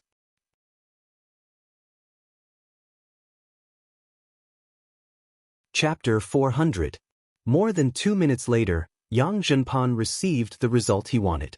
It was just a small amount of information, but it still made his complexion slightly change and his eyes burst out with a bright light. I got it. After hanging up the phone, Yang Zhenpan looked at Tan Xiu with a strange expression and asked, "Brother Tang, I think your inference is very reasonable.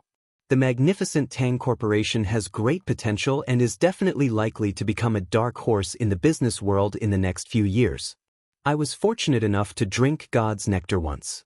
At that time, my friend boasted about it to the heavens, and I have the same feeling. The other 2 products of the magnificent Tang Corporation, the skin care lotion and the scar removal cream, have also risen to prominence. Although they haven't caused too much of a sensation, they are also highly praised. Since I've answered your question, shouldn't you take me to see Ho Qingmin?" Tan Xiu got up and said. "Why are you looking for Ho Qingmin?" Yang Zhenpan got up and curiously asked. "I just want to inquire about something," said Tan Xiu. Seeing that Tan Xiu didn't want to say more, Yang Zhenpan immediately nodded and said, "Then come with me. I just called him half an hour ago. He's in the general manager's office." Alright. Shortly after, Tan Xiu followed Yang Zhenpan and smoothly arrived at the general manager's office of the Glory Auction House. Yang Zhenpan knocked on the door and then pushed it open and entered. "You've come, boss." Inside the office, Ho Qingmin smiled and got up from his office chair as he strode out to greet him. However, when he saw Tan Xiu behind Yang Zhenpan, he was slightly startled and asked with a puzzled expression, "Who is this, boss?" Tan Xiu raised his brows and looked at the silent Yang Zhenpan with a smile. Only then did he realize that Yang Zhenpan was the big boss of the Glory Auction House. However, he wasn't interested in who the Glory Auction House's big boss was. He just came here to inquire about the buried diamond. "You're Chief Ho Qingmin, right? I'm Tan Xiu, the magnificent Tang Corporation's boss." Tan Xiu extended his hand to Ho Qingmin and calmly said, "Hello, Boss Tang." A surprised look appeared on Ho Qingmin's face. He had some knowledge about the magnificent Tang Corporation. As a wine addict, he was very fond of the company's God's nectar. Unfortunately, he had spent a lot of effort only to obtain 2 bottles of God's nectar. At the side, Yang Zhenpan also revealed a surprised expression. He looked at Tan Xiu again, and a bit of surprise grew in his heart. Tan Xiu didn't guess that he was the Glory Auction House's big boss. He originally thought that it was interesting, but he didn't expect that Tan Xiu turned out to be the magnificent Tang Corporation's big boss. Tan Xiu said, "Chief Ho, I don't like to beat around the bush. I've always been straightforward. So, I got straight to the point. The reason I'm looking for you this time is to inquire about the buried diamond. Can you tell me if the buried diamond belongs to your auction house or another client?" This, Ho Qingmin hesitated and turned to look at Yang Zhenpan. Yang Zhenpan was silent for a moment before he smilingly said, "Brother Tang, since you've come to our Glory Auction House, you're our guest. Don't be anxious. Let's sit down and drink tea while we slowly discuss it in detail. How about it?" "Alright." Tan Xiu nodded. After sitting down on the sofa, Ho Qingmin personally brewed tea and poured it for Yang Zhenpan and Tan Xiu.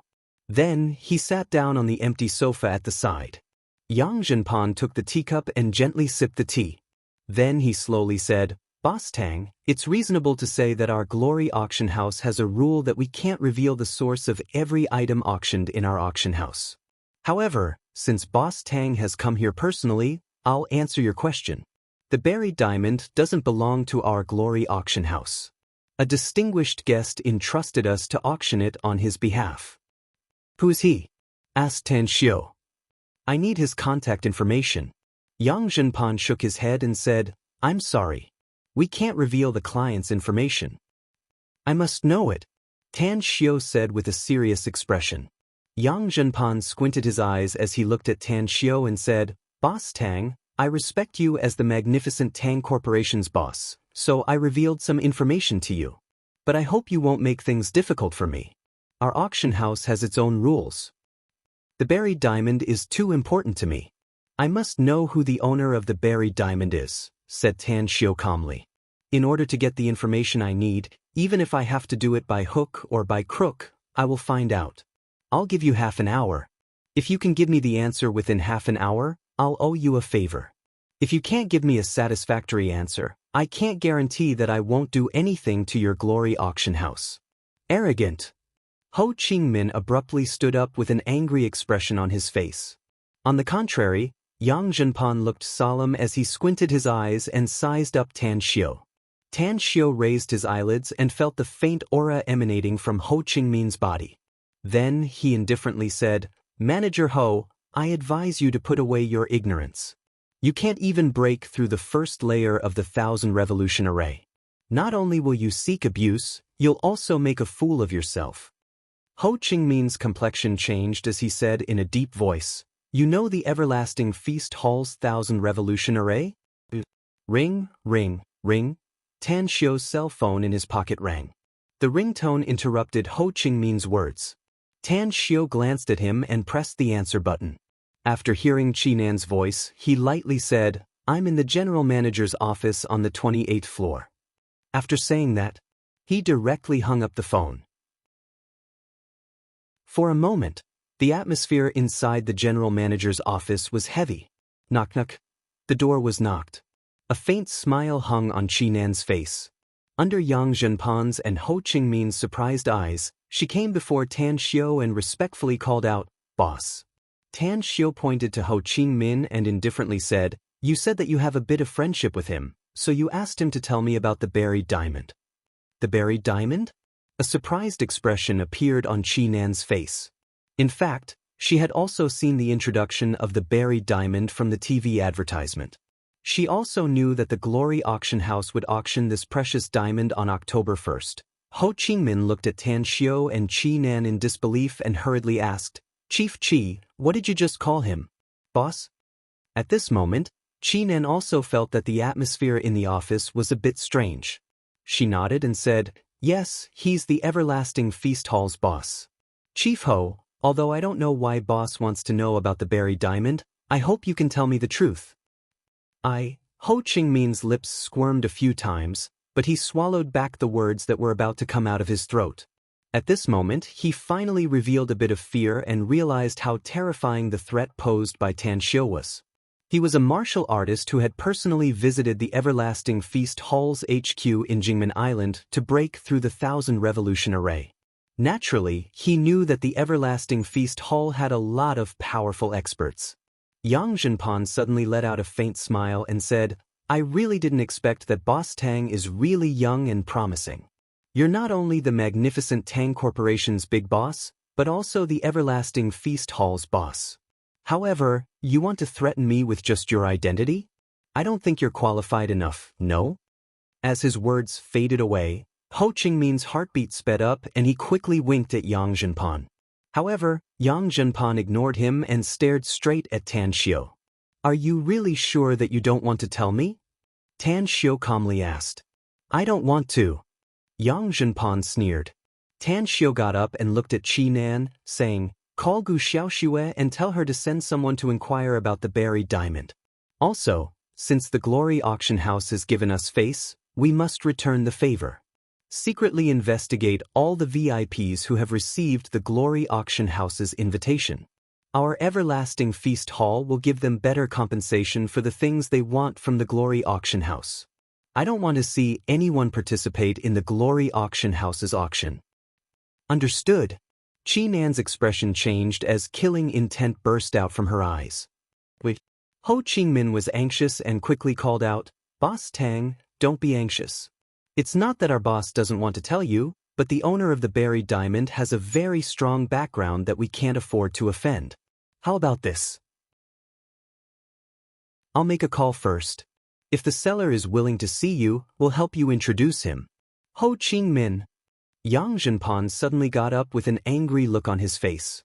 Ho Ching-min acted as though he didn't see Yang Zhenpan's anger and spoke to Tan Xiu. "Boss Tang, your purpose is very clear. You just want to get the information about the owner of the buried diamond.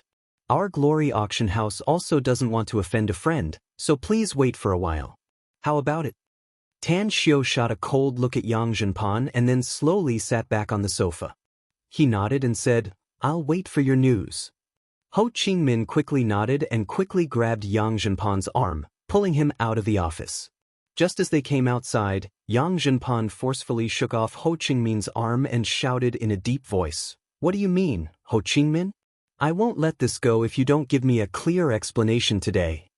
Ho Ching-min took a deep breath and said with a serious face, "Boss, I stopped you just now because I respect you as the boss.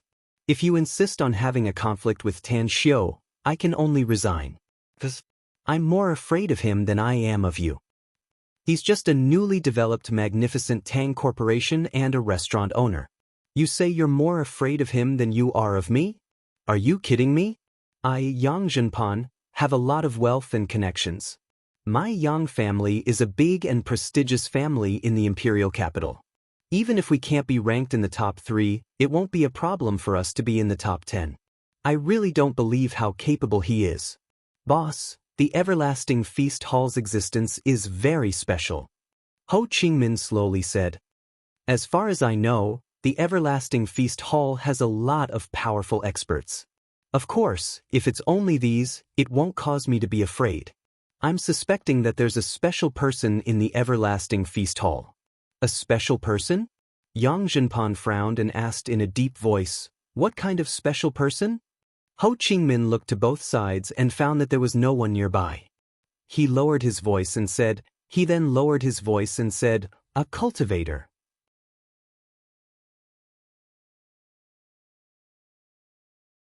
Chapter 401. Chapter 409 was written by Quiet Night when she was extremely sleepy, so her thoughts were a bit intense, causing trouble for the brothers and sisters in reading. Quiet Night has seriously revised it after reading the comments and comments section. Please forgive me, brothers and sisters. Yang Zhenpan had his own pride. Although he had always been low-key and had a humble character, his unyielding character was real. Today, he had a chance to meet Tan Xiu. Because of a few words, he had a trace of interest in Tan Xiu, and because of a question, his interest in Tan Xiu had increased a lot. However, he didn't expect that this young man, who seemed to have some temperament, turned out to be the big boss of the magnificent Tang Corporation and the Everlasting Feast Hall, two completely unrelated companies.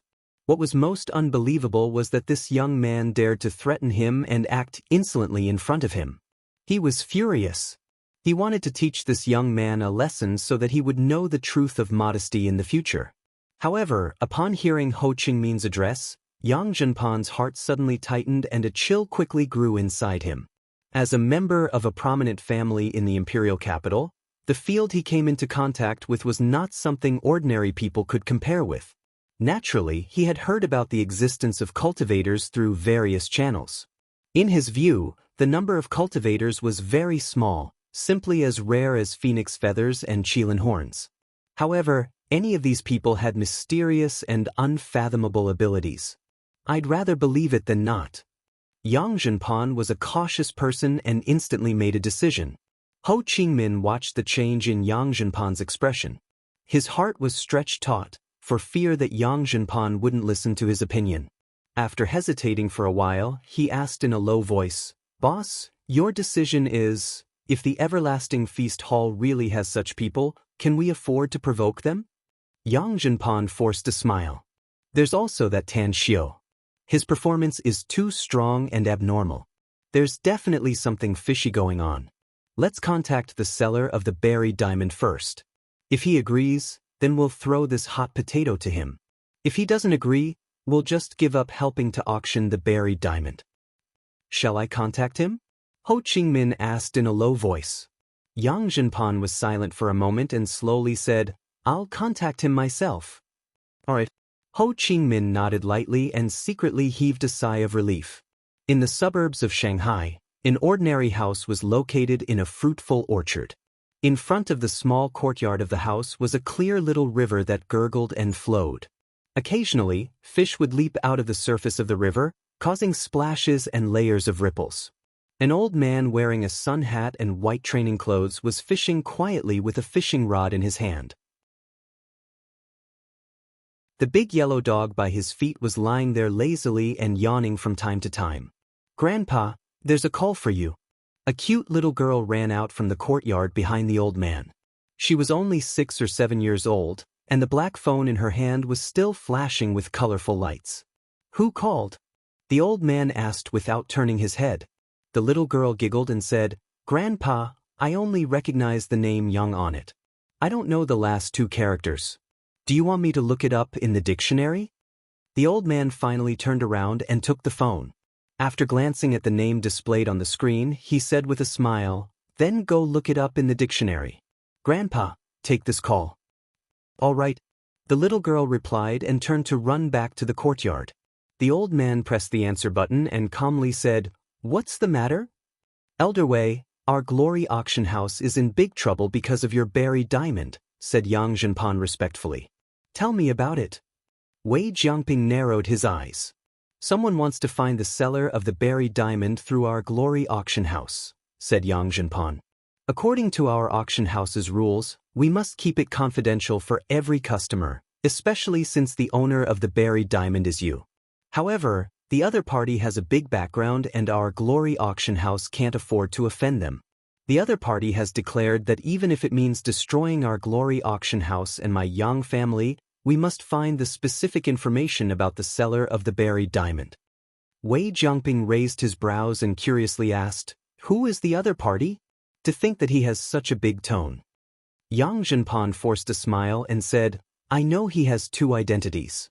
One is the big boss of the magnificent Tang Corporation, and the other is the owner of the everlasting feast hall. But I suspect that he should have other identities. After all, he's too young, only in his early 20s. Wei Jiangping shook his head. He had never heard of these 2 names. However, he had returned from abroad for 5 years and spent almost all of his time here, so he didn't know much about the domestic situation. It was normal that he didn't know the situation of these 2 companies. Since he wants to see me, then tell him to come. Understood. Wei Jiangping hung up the phone and was about to put it away. However, he suddenly thought of something and pondered for a moment. Then he dialed a cell number and said with a smile, Old friend, how about having some tea with me? What's the matter? An old voice came from the phone. I've encountered something interesting, so I want you to come and watch the fun, said Wei Jiangping with a smile. Besides, the 4 of them are in seclusion, so I don't have anyone to chat with except you for a while. I'm quite lonely. All right, I'll have lunch later. Prepare some fresh fish for me. No problem. Shanghai, Glory Auction House. Yang Zhenpan hung up the phone and secretly breathed a sigh of relief. After putting away the phone, he looked at Ho Ching-min, whose face was full of expectation, and slowly said, Investigate this Tan Xiu for me. Focus on the everlasting feast hall situation. Ho Ching-min's complexion slightly changed as he forced a smile and said, I can't investigate him, boss. Yang Zhenpan frowned and asked, Why? As a matter of fact, I've sent people to investigate the everlasting feast hall many years ago, said Ho Ching-min in a low voice. But the people I sent never came back. There's no news from them, just like a stone sinking into the sea. I've sent 3 groups of people in total. I even invited people from the detective agency later, but the situation was exactly the same. Later on, someone put a knife on my neck and told me to stop investigating the everlasting feast hall. Who is it? Yang Zhenpan's complexion changed as he asked in a deep voice. Who else but the everlasting feast hall's people? Ho Ching-min forced a smile. Yang Zhenpan's complexion changed several times before he nodded and said, I see. You don't need to worry about this matter. Let's go and see that Tan Xiu and send him away. Boss, did the old man agree? Asked Ho Ching-min quickly. He agreed. Yang Zhenpan replied. After returning to the general manager's office, he saw Tan Xiu sitting on the sofa and smoking silently. He took a seat on the sofa opposite him and said, Boss Tang, I've personally contacted the owner of the buried diamond. He agreed to see you. How can he contact you? Asked Tan Xiu. Can you give me your cell number? I'll edit the old man's address and send it to your mailbox, said Yang Zhenpan. All right. Tan Xiu reported his cell number and waited for more than a minute before he received the specific address. Tan Xiu got up and glanced at Yang Zhenpan. Then he lightly said, Originally, I owed you a favor, but I'm not satisfied with your attitude. Hence, this favor is invalid. We don't owe each other anything. After that, he quickly left the office with Qi Nan and came to the entrance of the Glory Auction House. Then he asked, Come with me. I just came back from Jingmen Island and didn't drive. Understood. Qi Nan looked happy and respectfully replied. An hour later, in the suburbs of Shanghai, in a fruity orchard, Han Jintong was riding a mountain bike and appeared outside the courtyard of a house. Beside him was a fashionably dressed and beautiful girl wearing pink sunglasses. She was also riding a mountain bike. The two of them looked at Wei Jiangping, who was quietly fishing by the river outside the courtyard. The girl then called out, Grandpa Wei, I followed Grandpa to freeload a meal. Wei Jiangping slowly put down the hunch in his hand. He got up and turned his head, saying with a smile, Qingwu also came here. It's been more than 5 years since I came back to China, but this seems to be the second time I see you. Grandpa Wei, you're an old man with a pure heart and few desires, said Han Qingwu with a charming smile. You hide in this Xanadu every day to enjoy the rest of your life, so I don't dare to come and disturb you. Wei Jiangping chuckled. He turned to look at Han Jintong and said with a smile, Old friend, your granddaughter's mouth is much sharper than yours. Let's go. The food and wine should be ready. Let's eat and talk. Didn't you call me to come here to watch the show? Asked Han Jintong. They haven't come yet, but they should be here soon, said Wei Jiangping with a smile. Let's go eat first. We'll talk after the meal. Fragrant dishes with fish and meat were served. Wei Jiangping lived here. Aside from him, his daughter-in-law and granddaughter were also there. The one in charge of cooking was a nanny hired by his daughter-in-law. Inside the dining room, they had just sat down when the sound of a car's horn came from outside the courtyard. Wei Jiangping glanced at his daughter-in-law and lightly said, Go outside and bring them in. Since they've caught up with the meal, add more chopsticks. All right. 2 minutes later, Tan Xiu and Qi Nan were brought to the dining room. When he saw the people inside, he looked slightly dazed. It was because he never dreamed that he would meet acquaintances at the dining table. Moreover, they were acquaintances he didn't want to see. Tan Xiu? Why you here? Han Qingwu stood up in surprise and asked incredulously. Hello, Miss Han, said Tan Xiu lightly. Han Qingwu glanced at Qi Nan behind him and asked again, Tan Xiu, you haven't answered me yet. Why did you come to Grandpa Wei's place? I have something to do, said Tan Xiu. Wei Jiangping nodded to his daughter-in-law and said, Add 2 sets of chopsticks. 1 set. Qi Nan stepped back and said with an indifferent expression. Wei Jiangping slightly furrowed his brows, whereas Han Jintong had a strange expression. You came with Tan Xiu, so eat with us, Han Qingwu said with a smile. Grandpa Wei has delicious food here. No need. Qi Nan stepped back again and shook her head to refuse. Han Qingwu looked at Qi Nan and then at Tan Xiu. She was confused by the relationship between Tan Xiu and Qi Nan. Just as she was about to say something, her heart suddenly jolted and she involuntarily exclaimed, I remember you. You're the manager of the Everlasting Feast Hall. No wonder I thought you looked familiar. Chapter 402. Qi Nan's expression was as serious as ever. Her eyes just glanced at Han Qingwu and then directly moved away.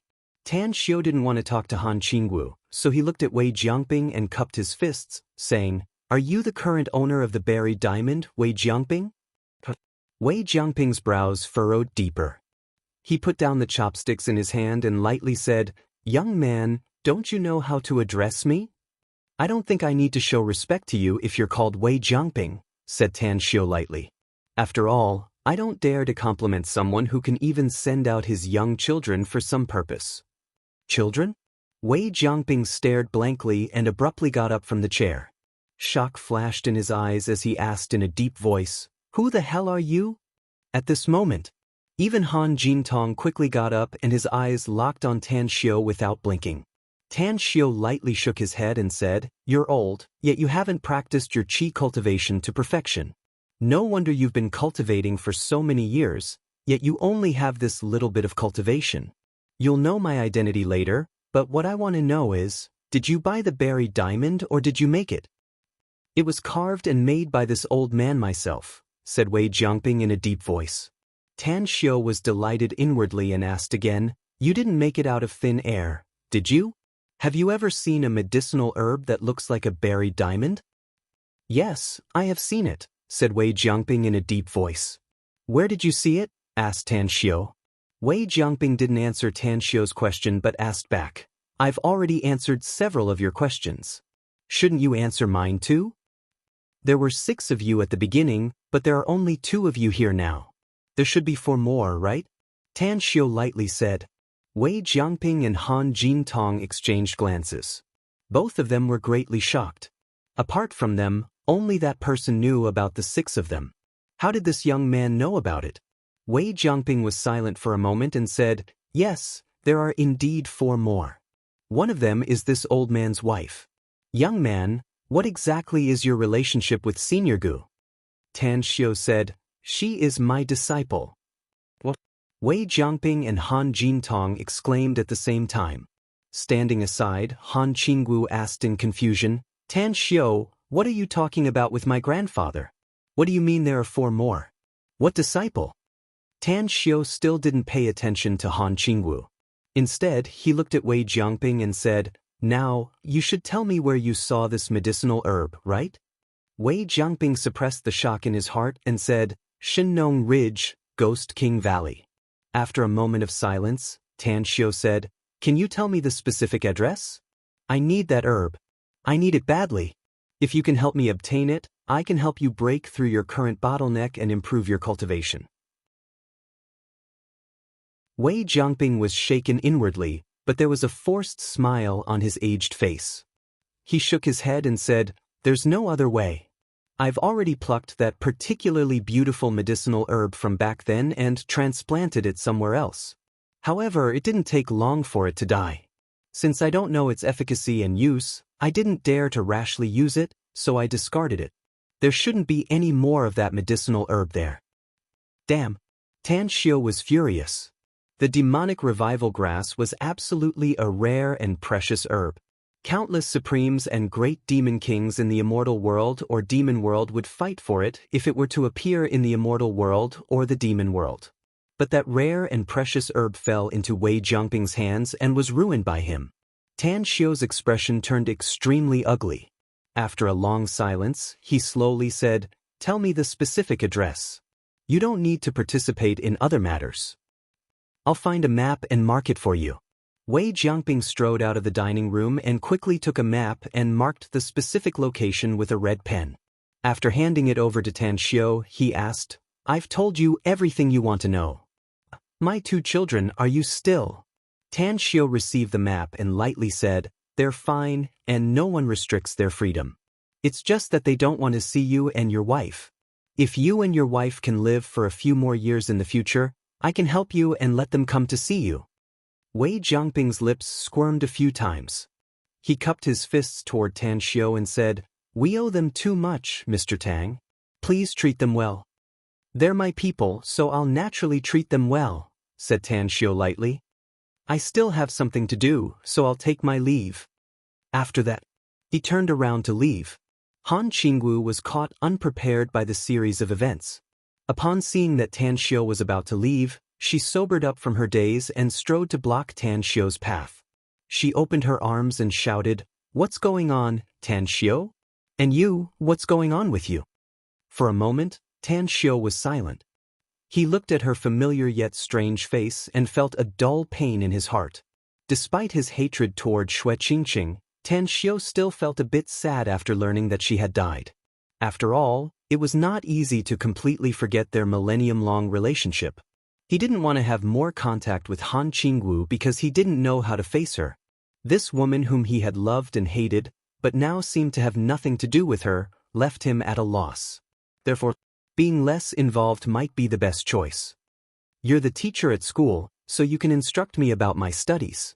Outside of school, I hope you don't meddle in my affairs. We're not people from the same world, so keeping a distance is the best choice between us." After that, Tan Xiu pushed her arm away and bypassed her to leave in big strides. Han Qingwu was stunned. She couldn't believe her ears. Tan Xiu's words were like a bolt of lightning that fiercely struck her heart. She didn't even know what was going on, but a sense of loss was born in her heart, as well as a faint pain. "Qingwu!" Han Jintong called out in a low voice. Han Qingwu suddenly quivered. Feeling the pain in her heart, she was flustered to find that her eyes were unexpectedly covered with a layer of mist. What's wrong with me?" Han Qingwu quickly raised her hand and wiped the tears that instantly welled up in her eyes. Wei Jiangping and Han Jintong looked at each other and exchanged glances. Then, Wei Jiangping immediately said, "Qingwu, let's sit down and have a meal. He's gone. Your grandpa and I also have some things to ask you." Han Qingwu sat down in a panic. She took a deep breath to conceal her emotions and calmed herself down. Then she said, "Grandpa Wei, do you want to ask me about Tan Xiu?" Wei Jiangping nodded and said, "That's right. Tan Xiu's identity is very unusual. If what he said is true, his identity can even be described as terrifying. So what we want to know is, how much do you know about him?" "How much?" "It was really too much." Han Qingwu recalled the scene where Tan Xiu was hit by a car in order to save her. She recalled the time when Tan Xiu was hospitalized, when she secretly visited him in the hospital. She recalled that after he recovered and returned to school, he seemed to have changed into another person, as well as what he did when he suddenly woke up from his muddle-headedness, scenes of the past. At this time, Han Qingwu was keenly aware that Tan Xiu occupied a place in her heart, much more than anyone else. "What's wrong with me? Could it be that I've fallen in love with him? Impossible. It's absolutely impossible. I'm his teacher, and he's just my student. Our ages are quite different." Thoughts emerged in Han Qingwu's mind, but she quickly rejected them. Even in the end, she recalled Tan Xiu's indifferent appearance just now, as well as his words that kept people 1,000 miles away. Her heart was in a mess, and she still felt extremely depressed. "Qingwu." Wei Jiangping saw that Han Qingwu was a bit absent-minded and quickly called out. Han Qingwu looked up at Wei Jiangping.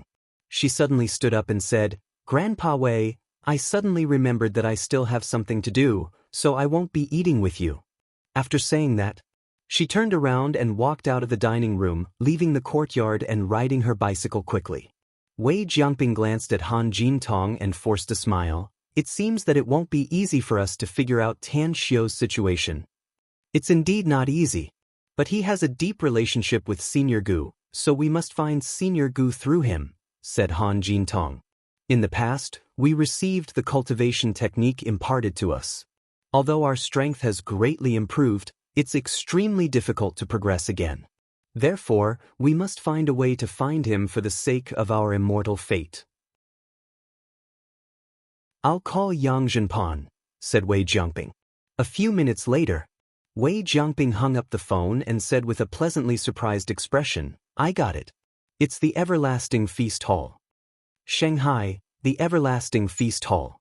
After Tan Xiu and Qi Nin left the orchard, they came to the Everlasting Feast Hall. Since they hadn't eaten yet, Tan Xiu stayed in the manager's office and ate the meal personally served by Qi Nan. "Boss, are you going to Shenong Ridge?" Qi Nan, who was accompanying Tang Xiu at the side, asked curiously while cleaning up the tableware after seeing him finish eating. "I have to go there," said Tan Xiu. The thing I'm looking for is very important. I must try it even if there's only a 1 in 10,000 chance. I'll go with you, said Qinan quickly. No need. You'd better go back to Jingmen Island in the near future. Tan Xiu shook his head. What for? Asked Qinan, confused. Tan Xiu glanced at her and lightly said, Your opportunity has come. Go to Jingmen Island to learn from Ji Qimei, so that you can be of better use to me in the future. The opportunity has come? Qinan stared blankly for a moment before a look of ecstasy appeared on her face. She had been waiting for so many years and had made great contributions to the everlasting feast hall. Now, she finally got the opportunity that she had been dreaming of. It made her so excited that she nearly jumped up. Thank you, boss. Qinan knelt on one knee in front of Tan Xiu and thanked him with a grateful expression. She knew that this opportunity must have something to do with Tan Xiu. After all, it was because of Tan Xiu's appearance that the core members of the Everlasting Feast Hall began to be taught cultivation techniques. Chapter 403. You don't need to thank me. Tan Xiu lightly said, There's no need to thank me. You've done a lot for the Everlasting Feast Hall all these years, so it's time to give you that opportunity. I hope you can cultivate well in the future. Getting that opportunity is just the beginning. How far you can cultivate in the future is directly related to your efforts and contributions to the Everlasting Feast Hall. What's the connection, boss? Asked Qinan curiously. It's very much related. I've made a decision that every core member of the Everlasting Feast Hall can only get cultivation resources if they make great contributions to the Everlasting Feast Hall, said Tan Xiu. Otherwise, they will have to desperately cultivate by themselves, and their cultivation speed will obviously be much slower than the members who get cultivation resources. Furthermore, whoever can get a lot of resources and hand them over to the Everlasting Feast Hall will also get cultivation resources. For example? Asked Qinan quickly. For example, you can get a lot of precious herbs, ores, fierce beasts' bones, and other materials and give them to the Everlasting Feast Hall, said Tan Xiu. You can get refined medicinal pills, magic weapons, and other items from the Everlasting Feast Hall. Qinan's eyes lit up and her breathing turned rapid. She nodded repeatedly and gratefully looked at Tan Xiu, saying, I got it, boss. Ji Qimei hasn't called you back yet, which means that she hasn't started carrying out my order. Tan Xiu let out a smile. So you're the first to know about it. If you're smart, I believe you don't need me to continue giving you pointers, right? Qinan's smile was exceptionally bright as she nodded and said, You don't need to give me pointers anymore, boss. Since Elder Ji hasn't called everyone back yet, I can buy a lot of materials in advance. By the time everyone gets the news, I'm afraid they will scramble to buy materials from all over the country. By then, the price will double, and the number of good things we can buy will be reduced. You're worth teaching. Tan Xiu nodded. He then got up and said, All right, I've eaten and drunk enough. Send me back to the Blue Star Villa complex first. I'll take a rest and then rush to the Shenong Ridge. All right. Although Qinan wanted to buy materials now, she still sent Tan Xiu to the Blue Star Villa complex. In the villa, Xue Chao was basking in the sun in the yard while his wife, Du Wan, was knitting a sweater. In front of them, their son was sleeping soundly. Big Bro Tang, you're finally back. When Xue Chao saw Tan Xiu, he immediately stood up with a smile. Tan Xiu looked at him and smiled. Are you feeling better? Xue Chao nodded and said, I haven't fully recovered, but I'm almost there. As long as I don't do any heavy exercise, I'll be able to walk and live normally. Tan Xiu laughed and said, Take a good rest. The military training should be over soon. Once it's over, we'll go to school. Xue Chao let out a simple and honest smile and said, Big Bro Tang, you must go to class. But the job you mentioned? Can you introduce me to it now? Although I haven't fully recovered from my injuries, we mountain people have strong bones, so it won't affect our work. Tang Xiu realized something and quickly asked, Is it because you don't have any money? I'll give you more. Xue Chao waved his hand and said, Big Bro Tang, you lent me more than 1,000 yuan. It's enough for the three of us to use for some time.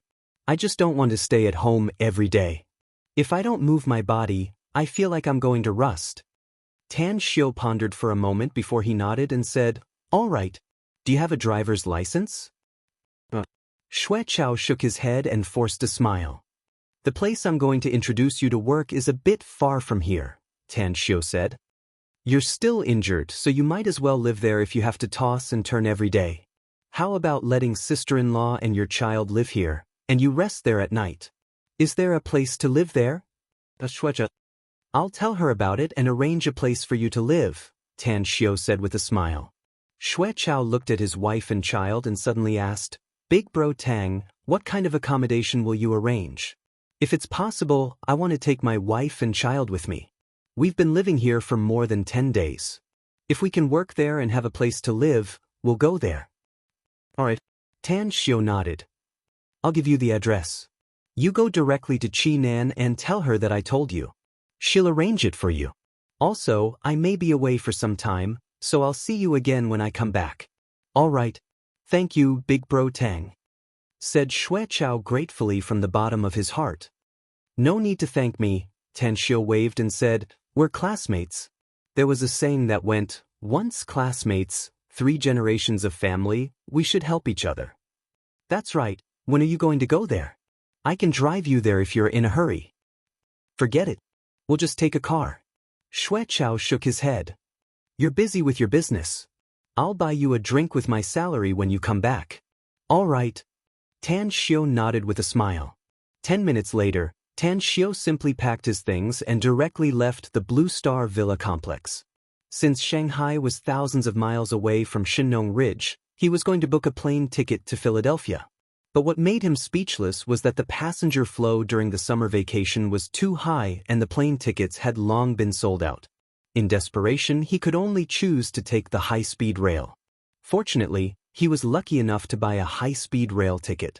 At 3 a.m. in the night, Tan Xiu walked out of the Philadelphia high-speed rail station. The crowd outside was bustling with activity, unlike the tranquility of the late night.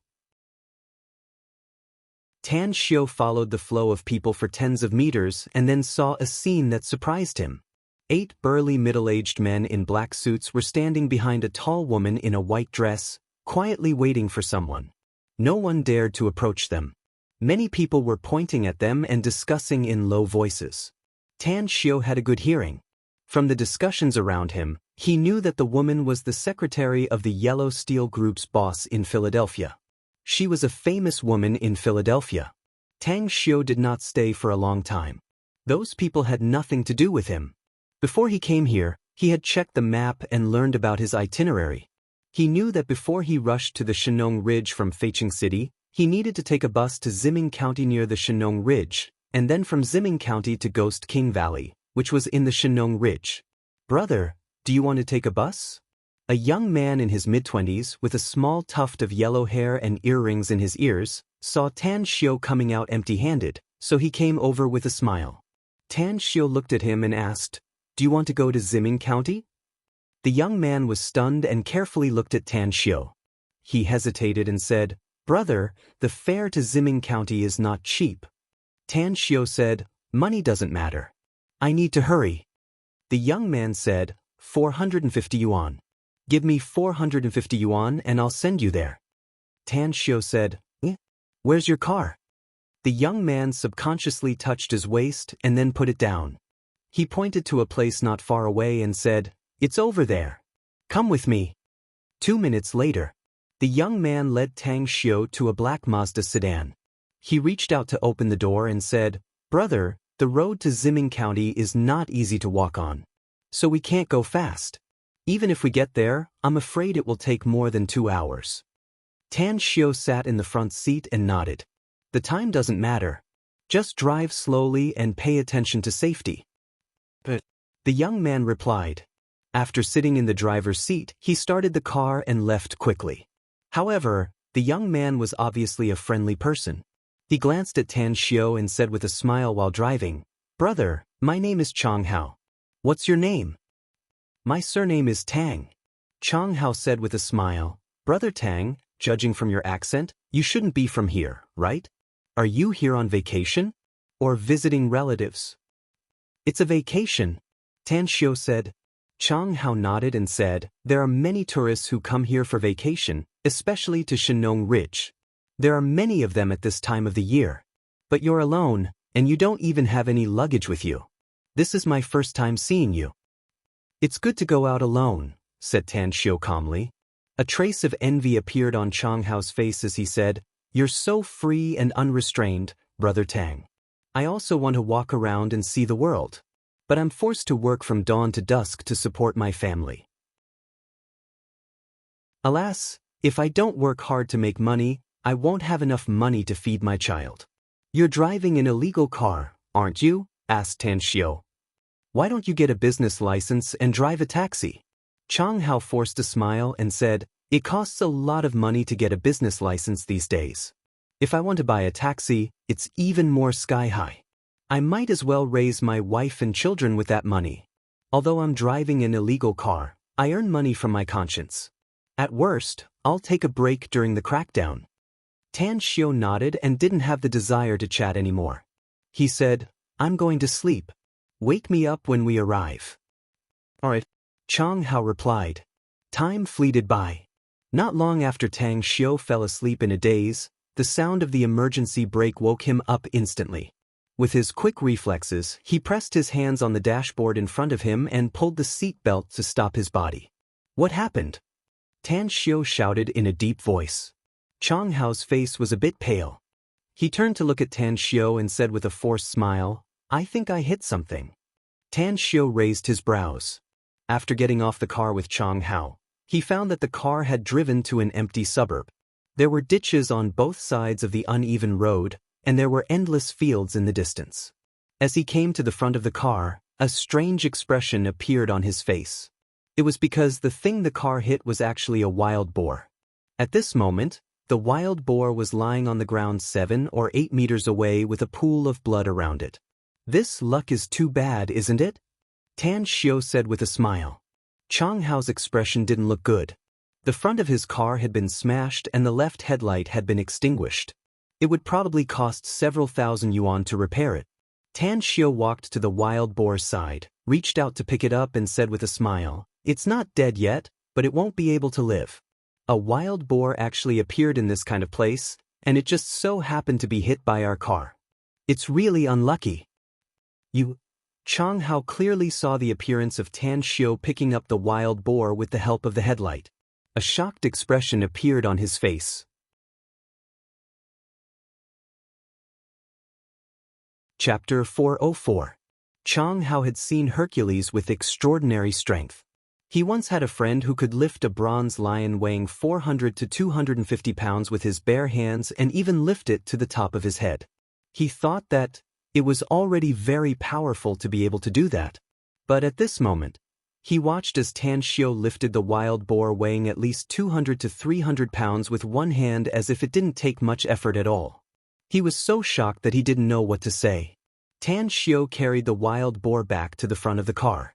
He looked at Chang Hao's shocked face and lightly smiled. I'm quite strong, so it's easy for me to carry a wild boar. That's right. Do you want this wild boar? I'll help you put it in the car if you want, but I'll throw it to the roadside if you don't.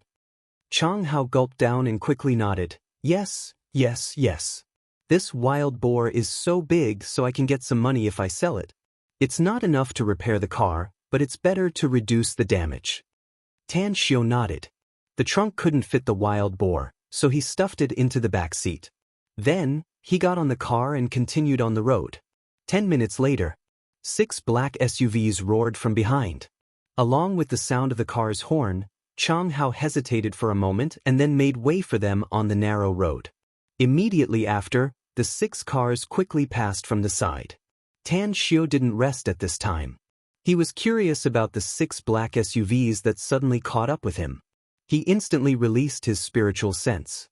To his surprise, he saw the woman in a white dress waiting for him at the train station's exit in one of the cars, and an old acquaintance was sitting next to her. How could it be him? A strange expression appeared on Tan Xiu's face. He hesitated for a moment and suddenly said, "Speed up and catch up with the 6 cars in front." "Why are we chasing them?" Chang Hao was confused. "I told you to chase them, so just do it," said Tan Xiu. I'll give you 1,000 yuan later if you can catch up with them. Chang Hao quivered and immediately stepped on the accelerator, causing the car to speed up in an instant. In just a few minutes, the distance between the two vehicles and the off-road vehicle in front was only a dozen meters. Under Tan Xiu's order, he kept pressing the horn. In front. In the third black SUV, Li Laozhan, who was taking a nap with his eyes closed, slowly opened his eyes and slightly furrowed his brows. He glanced at the back and asked, "What's going on?" "Our car just overtook another car," said Ji Shiyan. "The other party is now chasing us and constantly honking. Should we stop and teach him a lesson?" "Forget it. Let's keep going." Li Laozhan shook his head. A few minutes later, Li Laozhan finally became impatient due to the incessant car sounds behind him and said in a deep voice, "Stop the car and send someone to check it out." "All right." Ji Shiyan agreed and immediately ordered the car to stop. When the 7 cars stopped, Ji Shiyan directly got out of the car, followed by 4 strong men. When she saw Tan Xiu coming out of the car behind, she strode toward Tan Xiu and coldly said, "What's the matter?" Tan Xiu pointed to the off-road vehicle in front and lightly said, "I want to hitch a ride." "Bastard! Don't you have a car?" Ji Shiyan angrily said. Tan Xiu's face turned cold and said, "Let me give you a piece of advice. Be civilized with your words. If it weren't for Fatty Li's face, I would have torn your mouth." Ji Shiyan's expression slightly changed. Anger grew in her eyes, but she didn't flare up. Instead, she vigilantly looked at Tan Xiu and asked, "Who are you? How do you know that Mr. Li is in our car?" "Cut the crap. Call Fatty Li down and tell him that I want to hitch a ride," said Tan Xiu. Ji Shiyan was silent for a moment. She then turned around and winked at the 4 strong men. She then walked to the front of the off-road vehicle, knocked on the window and said, "Boss Li, someone behind knows that you're in the car and wants to hitch a ride. What do you think?" Li Laozhan stared blankly and asked in surprise, "He knows that I'm in the car? What's his name?" "I don't know." Ji Shiyan shook her head. Li Laozhan couldn't help laughing and said, "I didn't expect that I'm so famous here. You can casually bump into someone who knows me here. Let's go. I'm going to see him." As Li Laozhan got off the car, 4 strong men also got off from the other 2 cars. 2 were in the front and 2 were at the back, protecting him. "Fatty Li, how come you're getting worse and worse? Do you really need such a big formation to protect you?" Tan Xiu ridiculed Li Laozhan from more than 10 meters away when he was about to walk to the black off-road vehicle. Li Laozhan was slightly dazed. He quickly walked a few steps forward and saw Tan Xiu with his arms crossed and a faint smile on his face. He immediately waved his hand to signal the 2 bodyguards in front to make way. He then strode toward Tan Xiu with an incredulous expression on his face. "Brother Tang, how come it's you?" Tan Xiu smiled and opened his arms to hug Li Laozhan. Then he said with a smile, "What's wrong? You can come here, but I can't?" Li Laozhan suppressed his shock and a happy expression appeared on his plump face. He then burst into laughter and said, "It's said that we're fated to meet each other from thousands of miles away. It seems that Brother Tang and I are really fated. We haven't seen each other for a long time since we parted in Saipan, right? Originally, I was planning to go to Shanghai to look for you when I had time. How was it? You went to Shanghai University to fool around, right? Did you pick up some beautiful campus belle?" Tang Xiu couldn't help laughing and said, "What the hell are you talking about? I'm such a pure and innocent young man. How could I run to the university to pick up beautiful girls? Anyhow, I'm quite surprised." "Why did you come here?" "I came here to talk about business," said Li Laozhan with a grin. "It shouldn't be a problem for me to hitch a ride with you, right?" asked Tan Xiu with a smile. "No problem at all," said Li Laozhan with a happy face. "I'm more than happy that you can hitch a ride with me. That's right. Let me introduce you. This is Secretary Ji Shiyan, the secretary of my partner, the Yellow Steel Group's big boss." Tan Xiu glanced at Ji Shiyan and lightly said, "I've had a taste of her. She's quite overbearing." Ji Shiyan didn't expect that Li Laozhan actually knew Tan Xiu. Moreover, the two seemed to have a very close relationship. After hesitating for a moment, she slightly bowed and said, "Mr. Tang, I'm sorry. I didn't know you were Boss Li's friend." "What's going on?"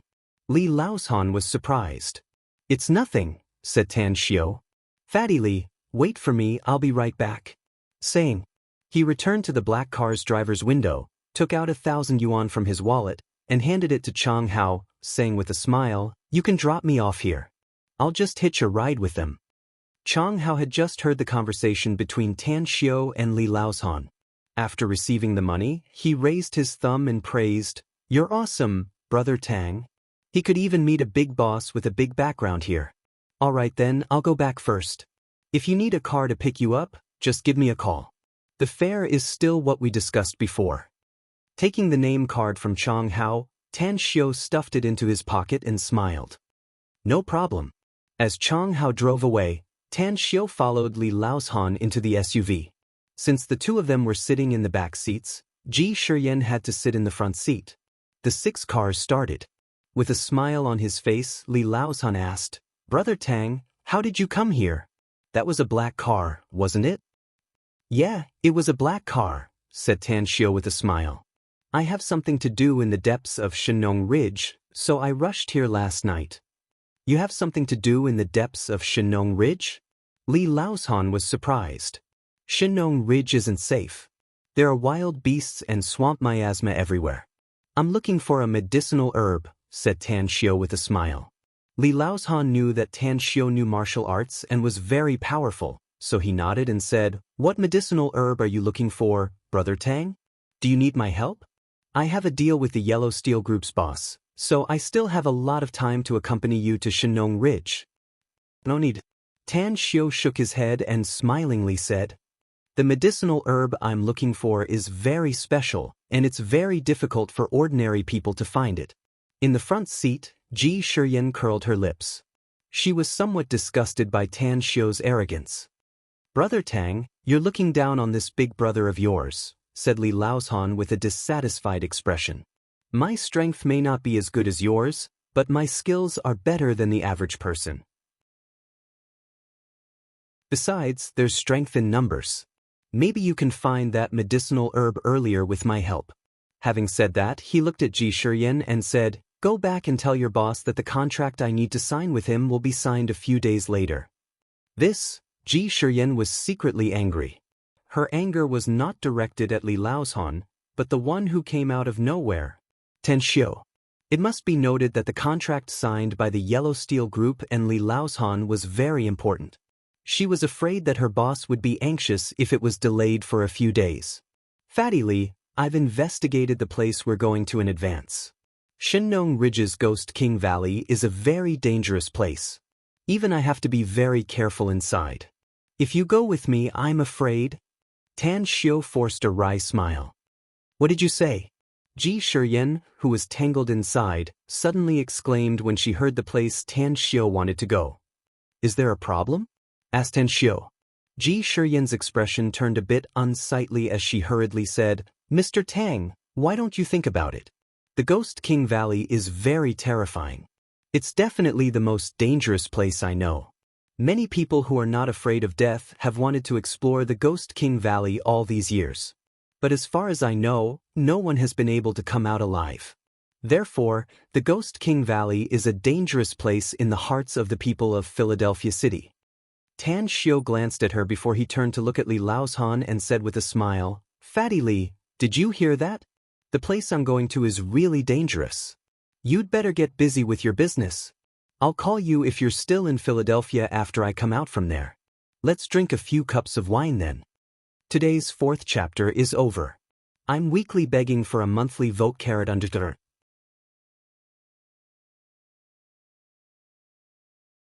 Chapter 405. A glint flashed in Fatty Old Li's eyes as he shook his head and smilingly said, "Brother Tang, I'm not interested in the place you're going. But my curiosity is piqued after listening to you. Let's do it this way. I'll take 4 bodyguards with you to enter the Shenong Ridge and go to the Ghost King Valley." This, Tan Xiu was a bit hesitant. But after seeing Fatty Old Li's excited look, he forced a smile and said, "Come with me if it won't affect your business." We'll take a rest when we get to Ziming County. I'll buy some paper and a pen to draw the pattern of the medicinal herb. No problem, replied Fatty Old Lee with a smile. On the front seat, Ji Shiyan's eyes flashed with anger. She took out her mobile and dialed her boss's number. She told him about the situation here as well as Li Laoshan's decision. The other party was silent for a long time before he exhorted her. After hanging up the phone, Ji Shiyan turned her head and said, "Boss Li, Mr. Tang, our boss ordered us to follow you to the Shinong Ridge to protect your safety. Tell your boss that I'm with Brother Tang and I don't need his protection." Li Laoshan waved his hand. "Please don't make things difficult for us, Boss Li," said Ji Shiyan with a forced smile. "Boss has given me a death order." Li Laoshan hesitated for a moment before he turned to look at Tan Xiu. This time, he had a sudden urge to follow Tan Xiu to explore the deep mountains and forests. On the one hand, he wanted to find the hot-bloodedness of his youth. On the other hand, he wanted to spend more time with Tan Xiu and sell a favor to Tan Xiu. As for Ji Shiyan's request, he felt that it was inconvenient for him to make the decision. He needed Tan Xiu to decide whether they would follow him or not. Upon seeing Li Laoshan's expression, Tan Xiu understood what he was thinking. After a moment of silence, he slowly said, "Since you insist on following me, I won't refuse. But we need to make an agreement in advance. After entering the Shinong Ridge, I won't have anything to do with any accidents or losses to your people." "I understand," Ji Shiyan said with a cold face and a stiff tone. Tan Xiu said again, "Of course, if your people can help me find that medicinal herb, I'm willing to give you 10 million yuan as a reward for finding it. As for the others, I'll also give them 1 million yuan for their hard work. Of course, if we don't find it in the end, I won't pay a single cent." Ji Shiyan raised her brows as a look of surprise flashed across her eyes. Although she had deduced that Tan Xiu's identity and background might not be simple, this kind of extravagance was really surprising. After all, she couldn't imagine what kind of precious medicinal herb was worth such a generous promise from him. Ziming County. It was a very ordinary small mountainous county with a poor economic level. However, after more than a decade of tourism development, it had become quite decent. Although it could not be compared to those developed counties, it could barely keep up with the modern development. Because Ji Shiyan had booked the best hotel in the county in advance, which was not even a 3-star hotel, Tan Xiu saved himself the trouble of booking a room and directly stayed in a double room with Li Laoshan. Tan Xiu took advantage of the time when everyone was eating and sleeping to draw the design of the demon revival grass. He then rested for a few hours. After lunch, he gave the drawing of the demon revival grass to everyone so that they could memorize it. "Brother Tang, are we leaving now?" Upon hearing Tang Xiu's proposal to set off, Li Laoshan immediately looked surprised. "That's right. I must find this medicinal herb as soon as possible," said Tan Xiu. "So we have to leave now and try to reach the Ghost King Valley before midnight." Ji Shiyan coldly glanced at Tan Xiu and lightly said, "Mr. Tang, I'm afraid you don't know the situation in the Shinong Ridge. Let alone leaving now, even if we leave early in the morning, I'm afraid we won't be able to reach the Ghost King Valley before dark. Although I haven't been there, I've sent some people to investigate the information about the Shinong Ridge and the Ghost King Valley this morning. We'll start to enter the mountain from a place more than 10 kilometers north of the county. We'll have to climb more than a dozen mountains and cross 2 large rivers before we can reach the Ghost King Valley." "Let's try our best," said Tan Xiu. A few minutes later, everyone left the hotel and took 6 cars to quickly rush toward the Shinong Ridge. When they arrived at the foot of the mountain on the periphery of the Shinong Ridge, Ji Shiyan ordered someone to drive the cars away. She then took 4 bodyguards and followed Tan Xiu and the others to hike the mountain. At first, everyone was very relaxed. Even the 4 bodyguards that Ji Shiyan brought could keep up with everyone's footsteps. But after crossing 2 mountains, they were somewhat out of breath and their speed obviously dropped. Immediately afterward, the 4 bodyguards of Fatty Old Lee took the things and followed everyone to cross another mountain. They also began to feel exhausted. "Brother Tang, how about taking a rest? We've been walking for 4 hours in one go and my thighs are starting to tremble," said Fatty Old Lee with a wry smile as he looked at Tang Xiu's calm and unruffled face. "Then let's rest for half an hour. Tan Xiu nodded and said. He was very surprised. Whether it was fatty old Li or the 8 bodyguards, all of them were sweating and tired at this time. But Ji Shiyan only had a slight sweat on her forehead and didn't show how tired she was. After half an hour of rest, everyone began to hurry up again. In order not to waste time on the road, Tan Xiu took the 4 big backpacks from the bodyguards and climbed the mountain with both hands as if he was walking on flat ground. This situation made the 8 bodyguards stare with their eyes wide and full of shock. Even Ji Shiyan showed a look of admiration. It must be known. Each of the 4 big backpacks weighed dozens of kilograms. The 4 big backpacks added up to more than 200 kilograms. Tan Xiu's strength and physical fitness amazed everyone. Night fell. Everyone stopped halfway up the 5th mountain and found a flat place, so they decided to stay here and set up camp, preparing to spend the night here. You guys wait here. I'm going to get some game. We'll have barbecue tonight. Tan Xiu looked at the tired and panting people sitting on the ground. He casually said something and quickly went into the nearby mountain forest. Li Laoshan raised his arm, ready to stop Tan Xiu. But Tan Xiu's speed was too fast. Before he could say anything, he saw Tan Xiu's figure disappear into the woods. A helpless expression immediately appeared on Li Laoshan's face. Who is he, Boss Li? At this moment, Ji Shiyan was deeply curious about Tan Xiu. It was because they didn't have a particularly smooth journey along the way. There were several times when they encountered wild beasts, but Tan Xiu rushed to the front and drove the beasts away. There were even several times when he lent a hand to pull the exhausted and miserable people up to the stone wall. Li Laoshan grinned and said, "It's him. He's an eccentric person. Even I can't see through him, little brother. Don't look down on him, Secretary Ji. I've seen people who looked down on him, and they were miserably abused by him." Ji Shiyan hesitated for a moment and then said in a low voice, "He's indeed very powerful. He can walk in this mountain like it's flat ground, so he should know martial arts. But he's a bit too arrogant."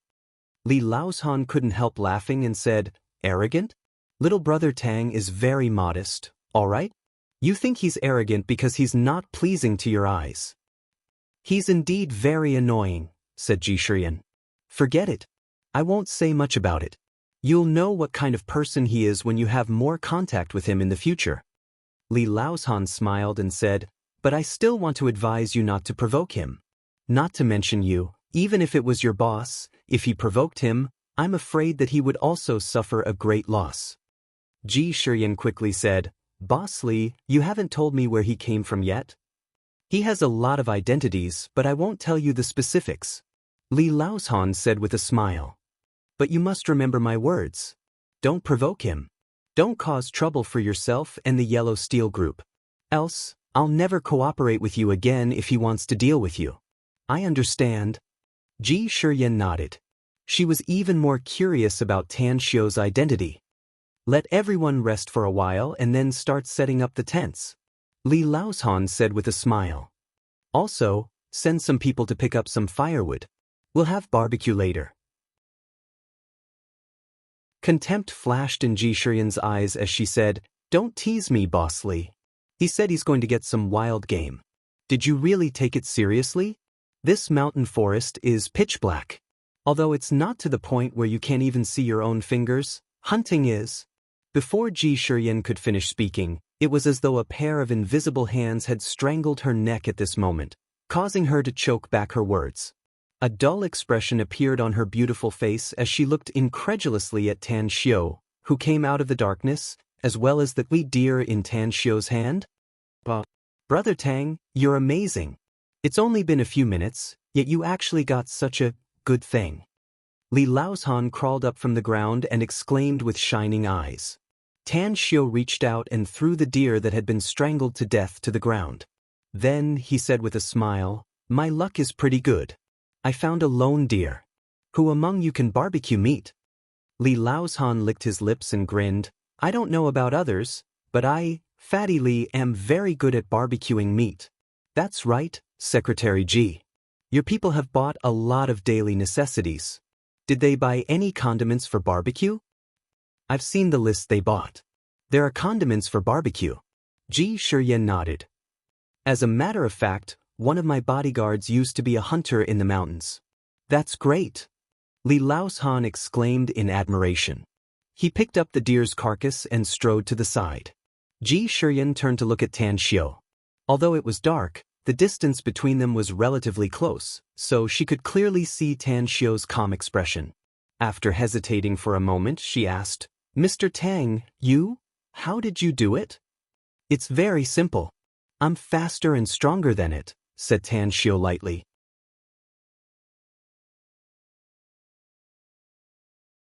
Chapter 406. Ji Shiyan could only be described as speechless toward Tan Xiu's words. This kind of simple and easy-to-understand explanation was very perfunctory. Just now, she didn't ask about Tan Xiu's identity from Li Laoshan. Therefore, she intended to ask him personally. She organized her words inwardly and then said, "Mr. Tang, we've been partners since we entered the Shenong Ridge. But I know nothing about you. Can you introduce yourself?" Tan Xiu seemed to have seen through her thoughts as he smilingly said, "You want to inquire about my identity and background, don't you? Didn't Fatty Li tell you?" "He didn't." Ji Shiyan shook her head. "Actually, you don't need to know about my background." Tan Xiu chuckled and said, "We're just strangers who met by chance. Because we just met by chance and simply became companions. After leaving the Shenong Ridge, our life trajectories may no longer intersect. So it doesn't matter who I am." Anger flashed across Ji Shiyan's face, but she quickly suppressed her anger. She didn't have a good impression of Tan Xiu to begin with. Now that she heard Tan Xiu's words, her impression of Tan Xiu became worse.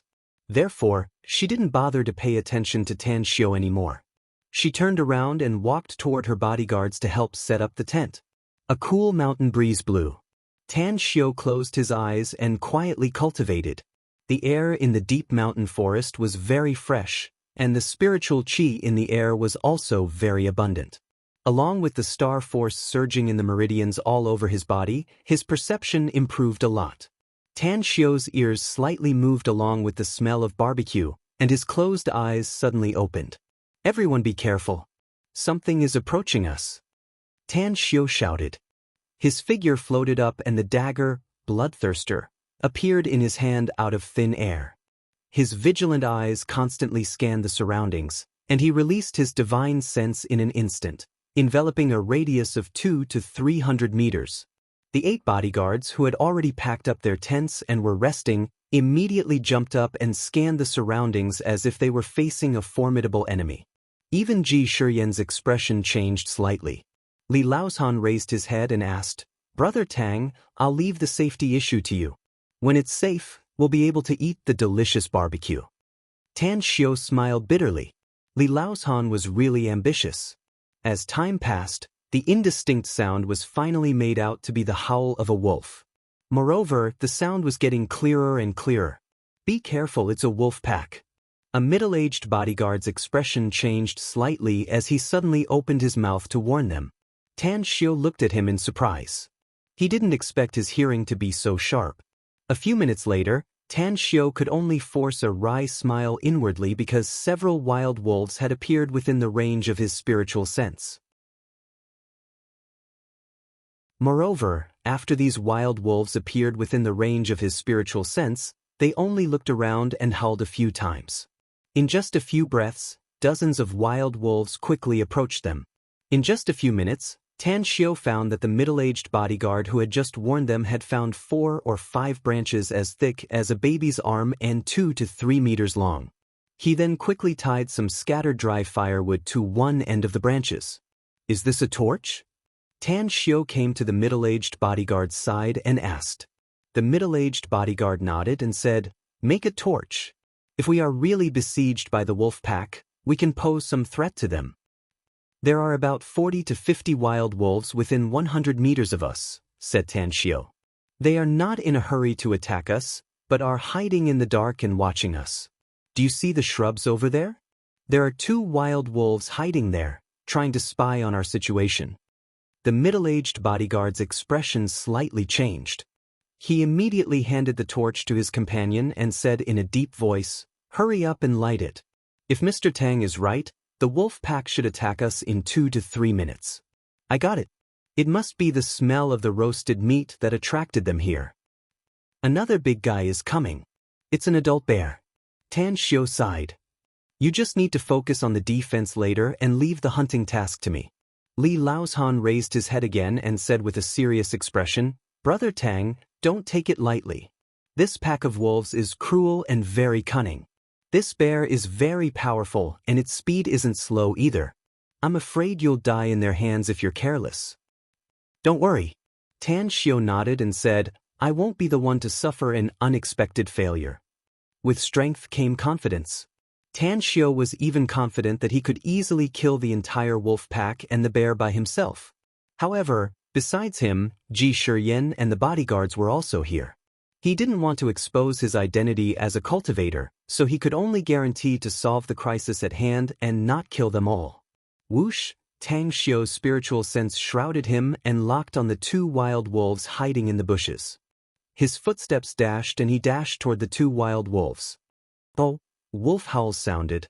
The moment the 2 wild wolves retreated and were about to turn around to flee, Bloodguzzler drew an arc in the air and accurately swept through the wild wolf's neck before stabbing the other wild wolf's abdomen. The Bloodguzzler dagger refined by Tan Xiao had reached the level of a magic weapon, so it easily killed the 2 wild wolves under Tan Xiao's control. Bush, bush, bush, bush. One after another, the wild wolves quickly pounced. Their eyes glowed with a green light and glinted with ferocity as they pounced toward Tan Xiao in an attempt to prey on Tan Xiao. Go to hell! Tan Xiao controlled the Bloodguzzler dagger and constantly fluttered around his body while his figure constantly bombarded the wild wolves that pounced on him.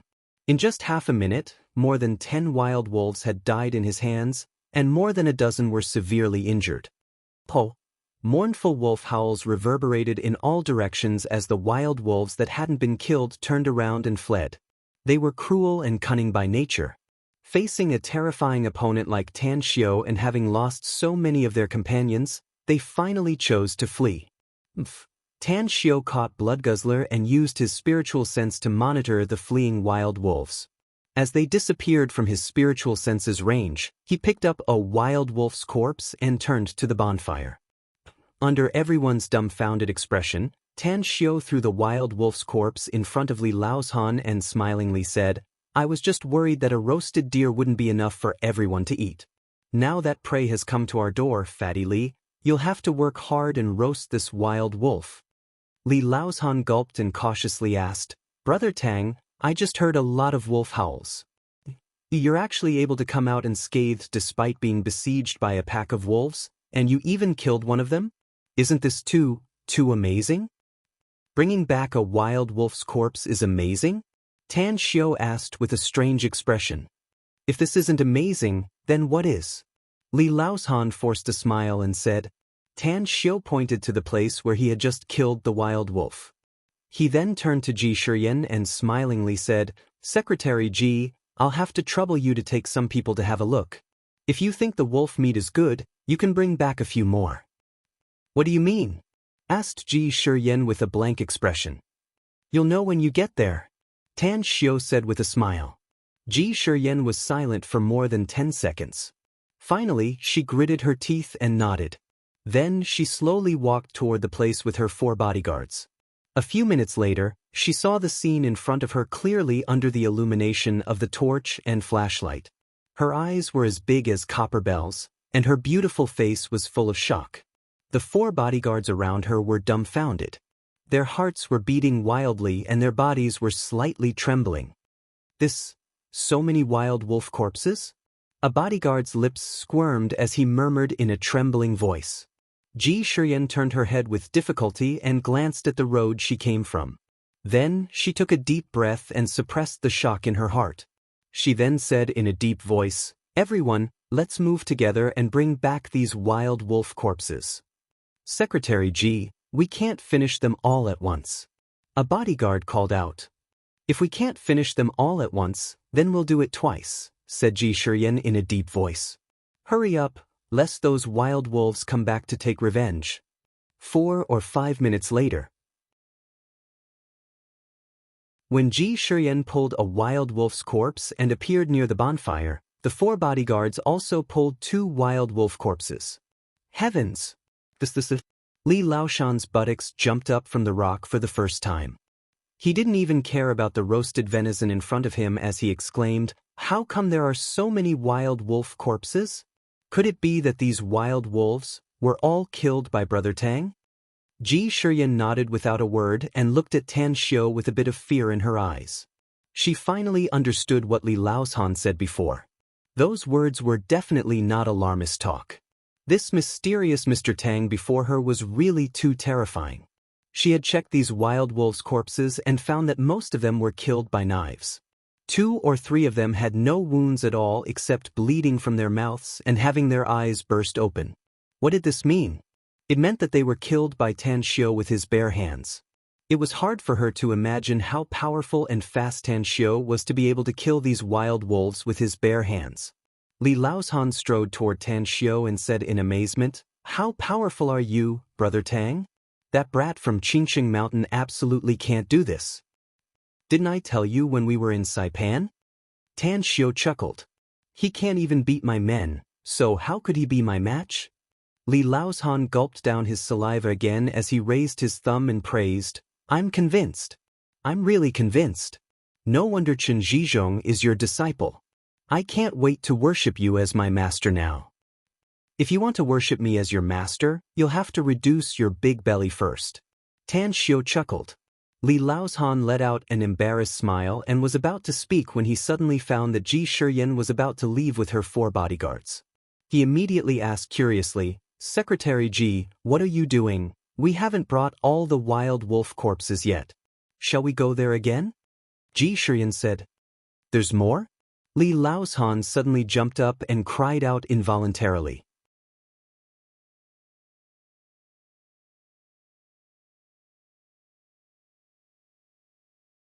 Chapter 407.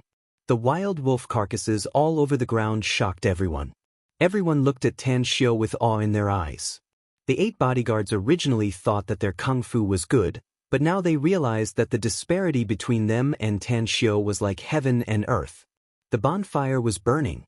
The barbecued meat was sizzling with oil, and the aroma of the meat filled the air, but no one wanted to eat it. Under everyone's shocked expression, Tan Xiu constantly released his spiritual sense to observe the approaching bear. "It's coming," Tan Xiu suddenly said. Everyone stared blankly and looked at Tan Xiu with a confused look on their faces. "What's coming?" asked Li Laoshan with a blank expression. However, the moment he finished speaking, a huge figure appeared in his line of sight. The big black bear looked charmingly naive, but it made everyone's hearts tremble, and they revealed expressions as if they were facing a great enemy.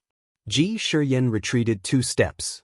She suddenly thought of something and immediately shouted, "Shoot it!" Immediately, 2 of the bodyguards were as though awakened from a dream. They took out their pistols from their waists, opened the safety, and pulled the trigger without hesitation. As the black muzzle spat out flames, more than a dozen gunshots ended. The big black bear roared and loudly fell to the ground, twitching and dying. Tan Xiu retracted his spiritual sense and looked at Li Laoshan with a smile. "Fatty Li, the crisis has been temporarily averted. The barbecued meat will be burnt if you don't deal with it." Li Laoshan stared blankly for a moment and immediately rushed to the bonfire. While flipping the venison, he exclaimed in admiration, "Brother Tang, this Fatty Li has finally seen your ability today. You're amazing. When you have time in the future, you must give me some pointers. Even if I can't become a peerless expert, I can still go to Qingqing Mountain and beat that guy a few times. It's still very interesting." Tan Xiu couldn't help laughing and said, "If you want to learn kung fu, you must train your big belly first." Li Laoshan forced a wry smile and said, "Losing weight is not an easy task. I've tried it many times, but it ended in failure. This mouth of mine." He couldn't afford to lose out. "Forget it, although my kung fu is not as good as yours, 3 to 5 hooligans won't be able to get close to me. This is enough. I'll give you a prescription after we leave the Shenong Ridge," said Tan Xiu with a smile. "I'm only in my 40s. Kidney deficiency is not a good thing." "Kidney deficiency?" Li Laoshan was stunned, and an awkward expression appeared on his face. As for the others, whether it was the 8 bodyguards or the beautiful Ji Shiyan, they all looked at Li Laoshan with strange expressions. The barbecue is ready. In order to resolve the awkwardness, Li Laoshan hurriedly touched the bridge of his nose and shouted. Everyone held back their laughter and quickly gathered around the bonfire. They watched as Li Laoshan deftly cut pieces of venison and took them to eat. Tan Xiu really wanted to take out the god's nectar from his interspatial ring. It would definitely be more enjoyable to eat it with the venison.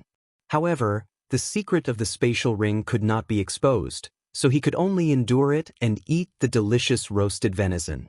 The next morning, after everyone dismantled the tents and sorted out their things, they continued their journey. As for the corpses of the wild wolves and black bears, they could only leave them in place since they couldn't carry them.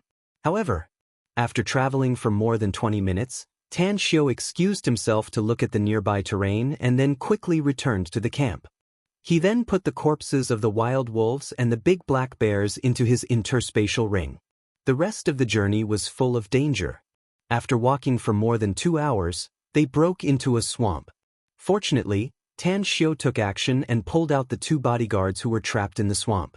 Then, just after bypassing the swamp, everyone broke into a poisonous miasma. As a result, everyone except Tan Xiu showed signs of being poisoned. Tan Xiu had medical skills, so after treating them, they finally recovered. They crossed over a mountain. They continued to encounter all kinds of wild beasts.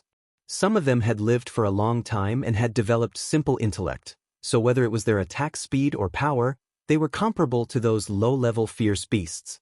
Even though Tan Xiu took action every time, the 8 bodyguards still suffered some injuries. Even Li Laoshan's fat buttocks were torn by the sharp claws of a cheetah, which was several centimeters long. Ghost King Valley. The deep valley formed by 3 mountains was never shrouded in fog all year round. The bushes were 1 or 2 meters high, full of thorns and rugged rocks. After entering, even if one used a machete to cut a path, if the person in the front was not careful, he or she might step into a cave several meters deep. Mr. Tang, if we continue to go deeper, we will enter the range of Ghost King Valley.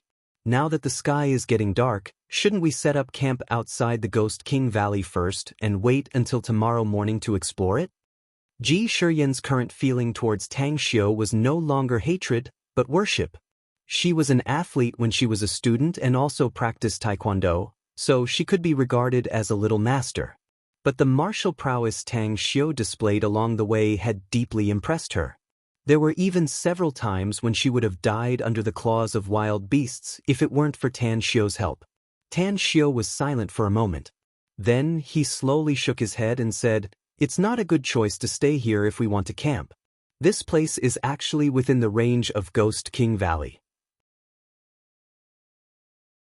From the wild beasts we encountered along the way, we can tell that they are very strong and numerous. If we stay here, I'm afraid we'll have to guard against wild beasts' sneak attacks all night." "Then what should we do?" asked Ji Shiyan. "I'm afraid we won't have time to rest if we enter Ghost King Valley. Besides, once the sky is completely dark, the surrounding environment will be even more unfavorable for us." "Let's find a cave," said Tan Xiu. "Everyone, form a group of 3 and look around to see if there's a cave we can temporarily stay in. Although a cave is not necessarily very safe, it's much safer than sleeping outside." "There's no cave here," said Ji Shiyan with a forced smile. Li Laoshan's expression suddenly moved as he asked, "Didn't you say before, Secretary Ji? Many people have come to Ghost King Valley, but none of them came back. Maybe some people who came here are facing the same situation as us, so they dug a cave nearby. Listen to Brother Tang and look for it." "Alright." Ji Shiyan complied and began to search within a kilometer in the vicinity along with her bodyguards. Very soon, a surprising piece of news was sent over. The 3 bodyguards found a cave about 700 or 800 meters away from them. The cave's entrance was not big, and the outside was overgrown with weeds. If it weren't for one of the bodyguards who was in a hurry to relieve himself, they probably wouldn't have found it. The cave is very small and can only accommodate 5 people at most. After everyone came here, They found the problem through observation and immediately looked disappointed. Tan Xiao squinted his eyes and lightly said, "The space inside the cave is small, so it doesn't matter. We'll take a break and then start digging the cave. If we have a few hours, we should be able to expand the cave by 1/3. At that time, leave 4 or 5 people outside to keep watch, while the rest in the cave. As long as everyone takes turns to keep watch, we can safely pass the night." "Mr. Tang, we don't have any tools," said a bodyguard with a forced smile. "I saw that you have 2 Luoyang shovels in your backpacks, don't you?" Tan Xiao said. "The rest also have daggers, so we'll make do with them first." "This, all right." Following Tan Xiao's order, everyone began to dig. After more than 2 hours, the cave was finally expanded a lot. It was no problem for 8 people to rest inside at the same time. Roar! Just as everyone was panting from exhaustion and sat at the cave entrance to rest, a wild beast's roar came from nearby. Those with guns stay outside the cave, and those without guns enter the cave. This beast's roar is loud and clear, so I guess it's definitely a powerful big guy. "You guys take defensive measures, I'm going to take a look," Tan Xiao ordered and then quickly rushed toward the direction of the sound source. His speed was not fast at first, but after he left everyone's sight, his speed suddenly soared and he shuttled through the mountain forest like a ghost. A few minutes later, his figure appeared in the bushes. Through the gaps between the branches and leaves, he saw a black rhino-like fierce beast with 4 snow-white hooves. This rhino-like fierce beast was 3 meters tall, with 2 bowl-sized eyes and a more than 20 centimeters long horn on its head. In front of it, 3 nearly 2-meter-tall white tigers were constantly roaring at the rhino-like fierce beast. Looking at the situation, it seemed that they would pounce and attack at any time. That rhino-like fierce beast is definitely a high-level fierce beast, and its strength is probably not below mine. I'm afraid those 3 white tigers are also very powerful. Otherwise, that rhino-like fierce beast would have already attacked and killed them. Tang Xiao thought inwardly while hiding in the bushes. However, at this moment he was not afraid, because although that rhino-like fierce beast was very powerful, it could not compare to the fire Qilin he had encountered in the heavenly pit. It's best if they kill each other so that when I search for the demonic resurrection grass in Ghost King Valley, it will be safer.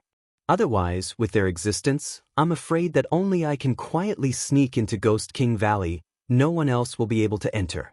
Otherwise, once I'm discovered by these fierce beasts, I'm afraid only death awaits me. After pondering for a moment, Tang Xiao secretly made up his mind. He gently bent his waist and picked up a thumb-sized stone from the ground.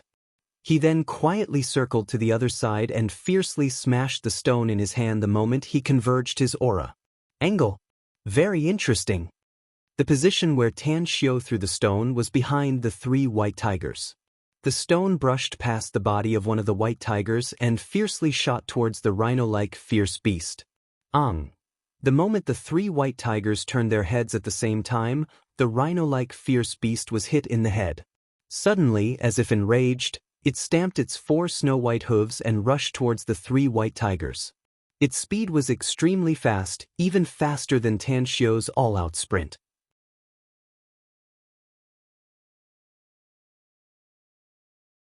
Chapter 408. Under the watchful eyes of Tan Xiao, who was in the bushes, the 3 white tigers reacted extremely quickly. Almost in an instant, they jumped to the sides one after another. As their vigorous bodies twisted, they bounced back one after another. As they flew, their sharp claws tore at the rhino-like fierce beast. The rhino-like fierce beast turned its horn again and again. It raised its thick thigh, and its sharp claws stretched out from its flesh pad, colliding with the white tiger's claws. Sparks flew everywhere. One white tiger was swept away, while the other white tiger's sharp claws tore at the rhino-like fierce beast's thigh. Roar! The other white tiger opened its mouth and spat out an inner core, bombarding the back of the rhino-like fierce beast. It staggered and almost fell to the ground. However, the rhino-like fierce beast was obviously enraged. Its speed became faster, and the moment it suddenly jumped, it had already rushed to the side of the white tiger that spat out the inner core. If the other two white tigers were not fast enough and spat out their inner cores at the same time to hit the rhino-like fierce beast, the previous white tiger would have been stabbed to death by the rhino-like fierce beast with its horn. Even so, the white tiger was knocked more than 10 meters away and landed only 7 or 8 meters away from Tan Xiu. Roar! The three white tigers withdrew their inner cores one after another. The moment they swallowed them into their stomachs, they all pounced at the rhino-like fierce beast. They were ferocious but also very brave.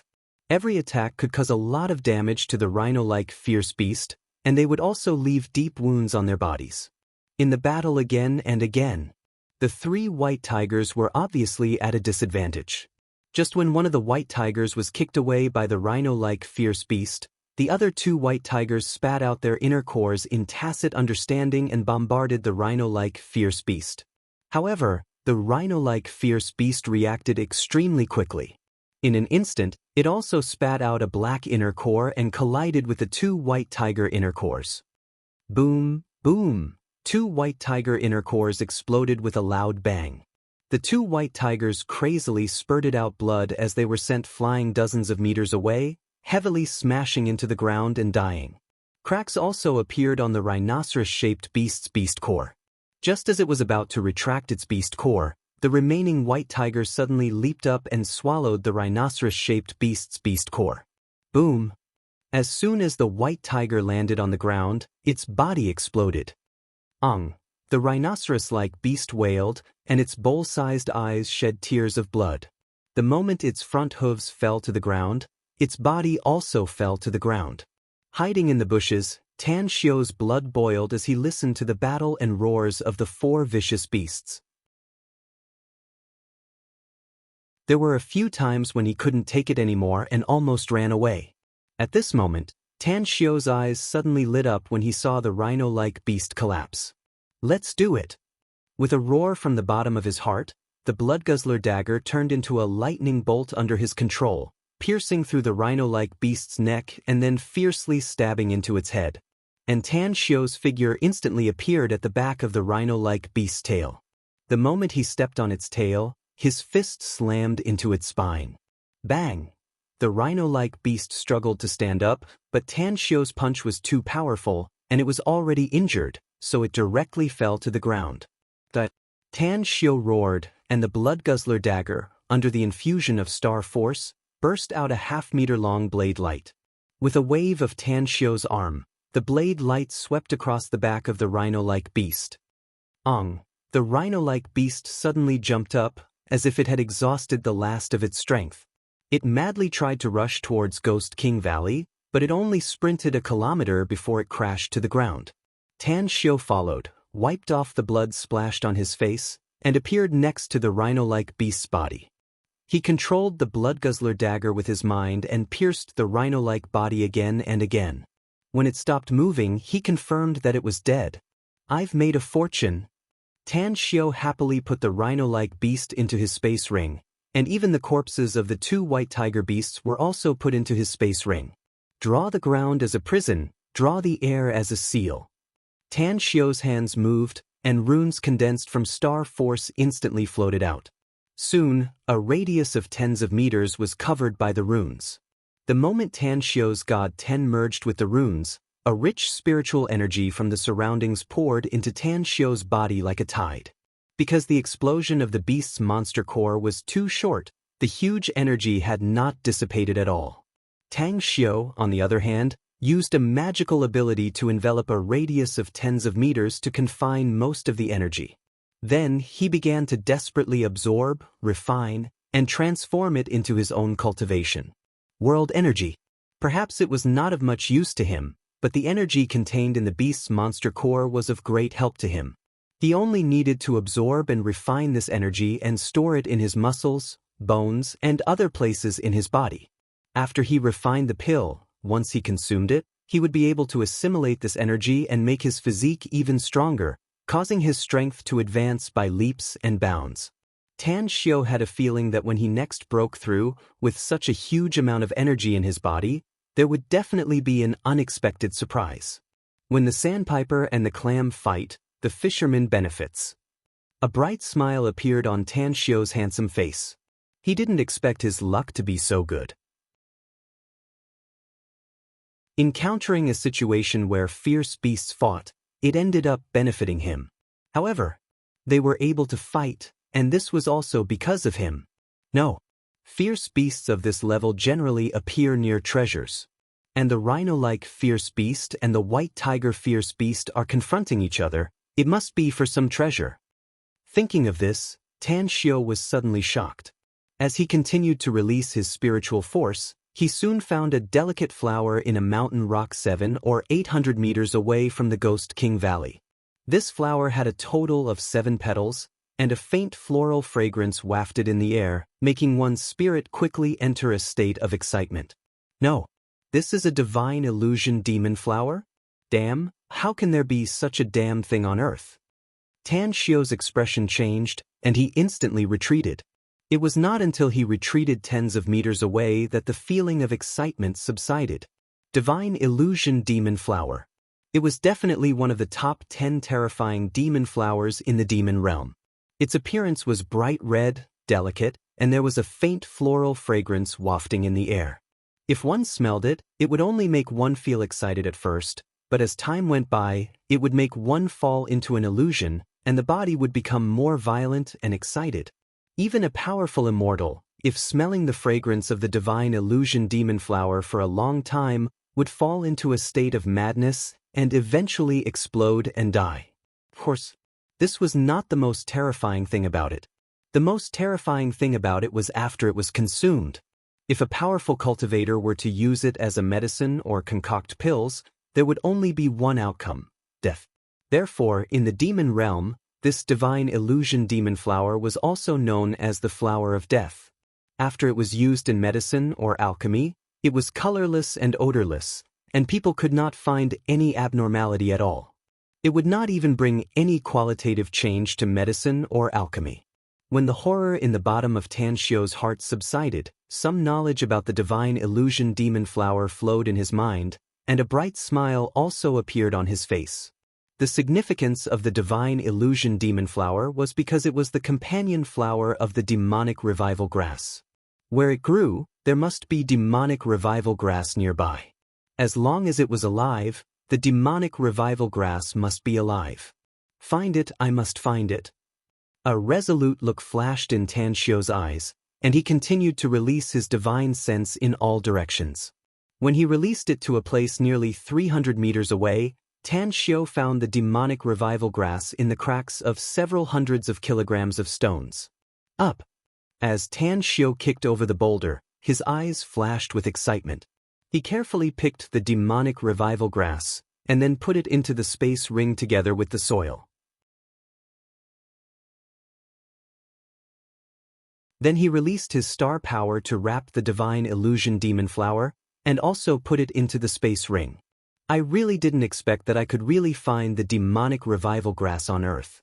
It seems that Earth is too mysterious, and this Ghost King Valley definitely has some secrets.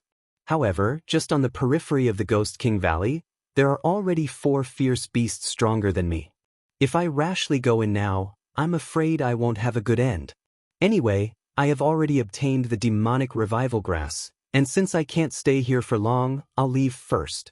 When I become stronger, I'll come back here to explore. Tan Xiu thought about it for a while and decided to leave.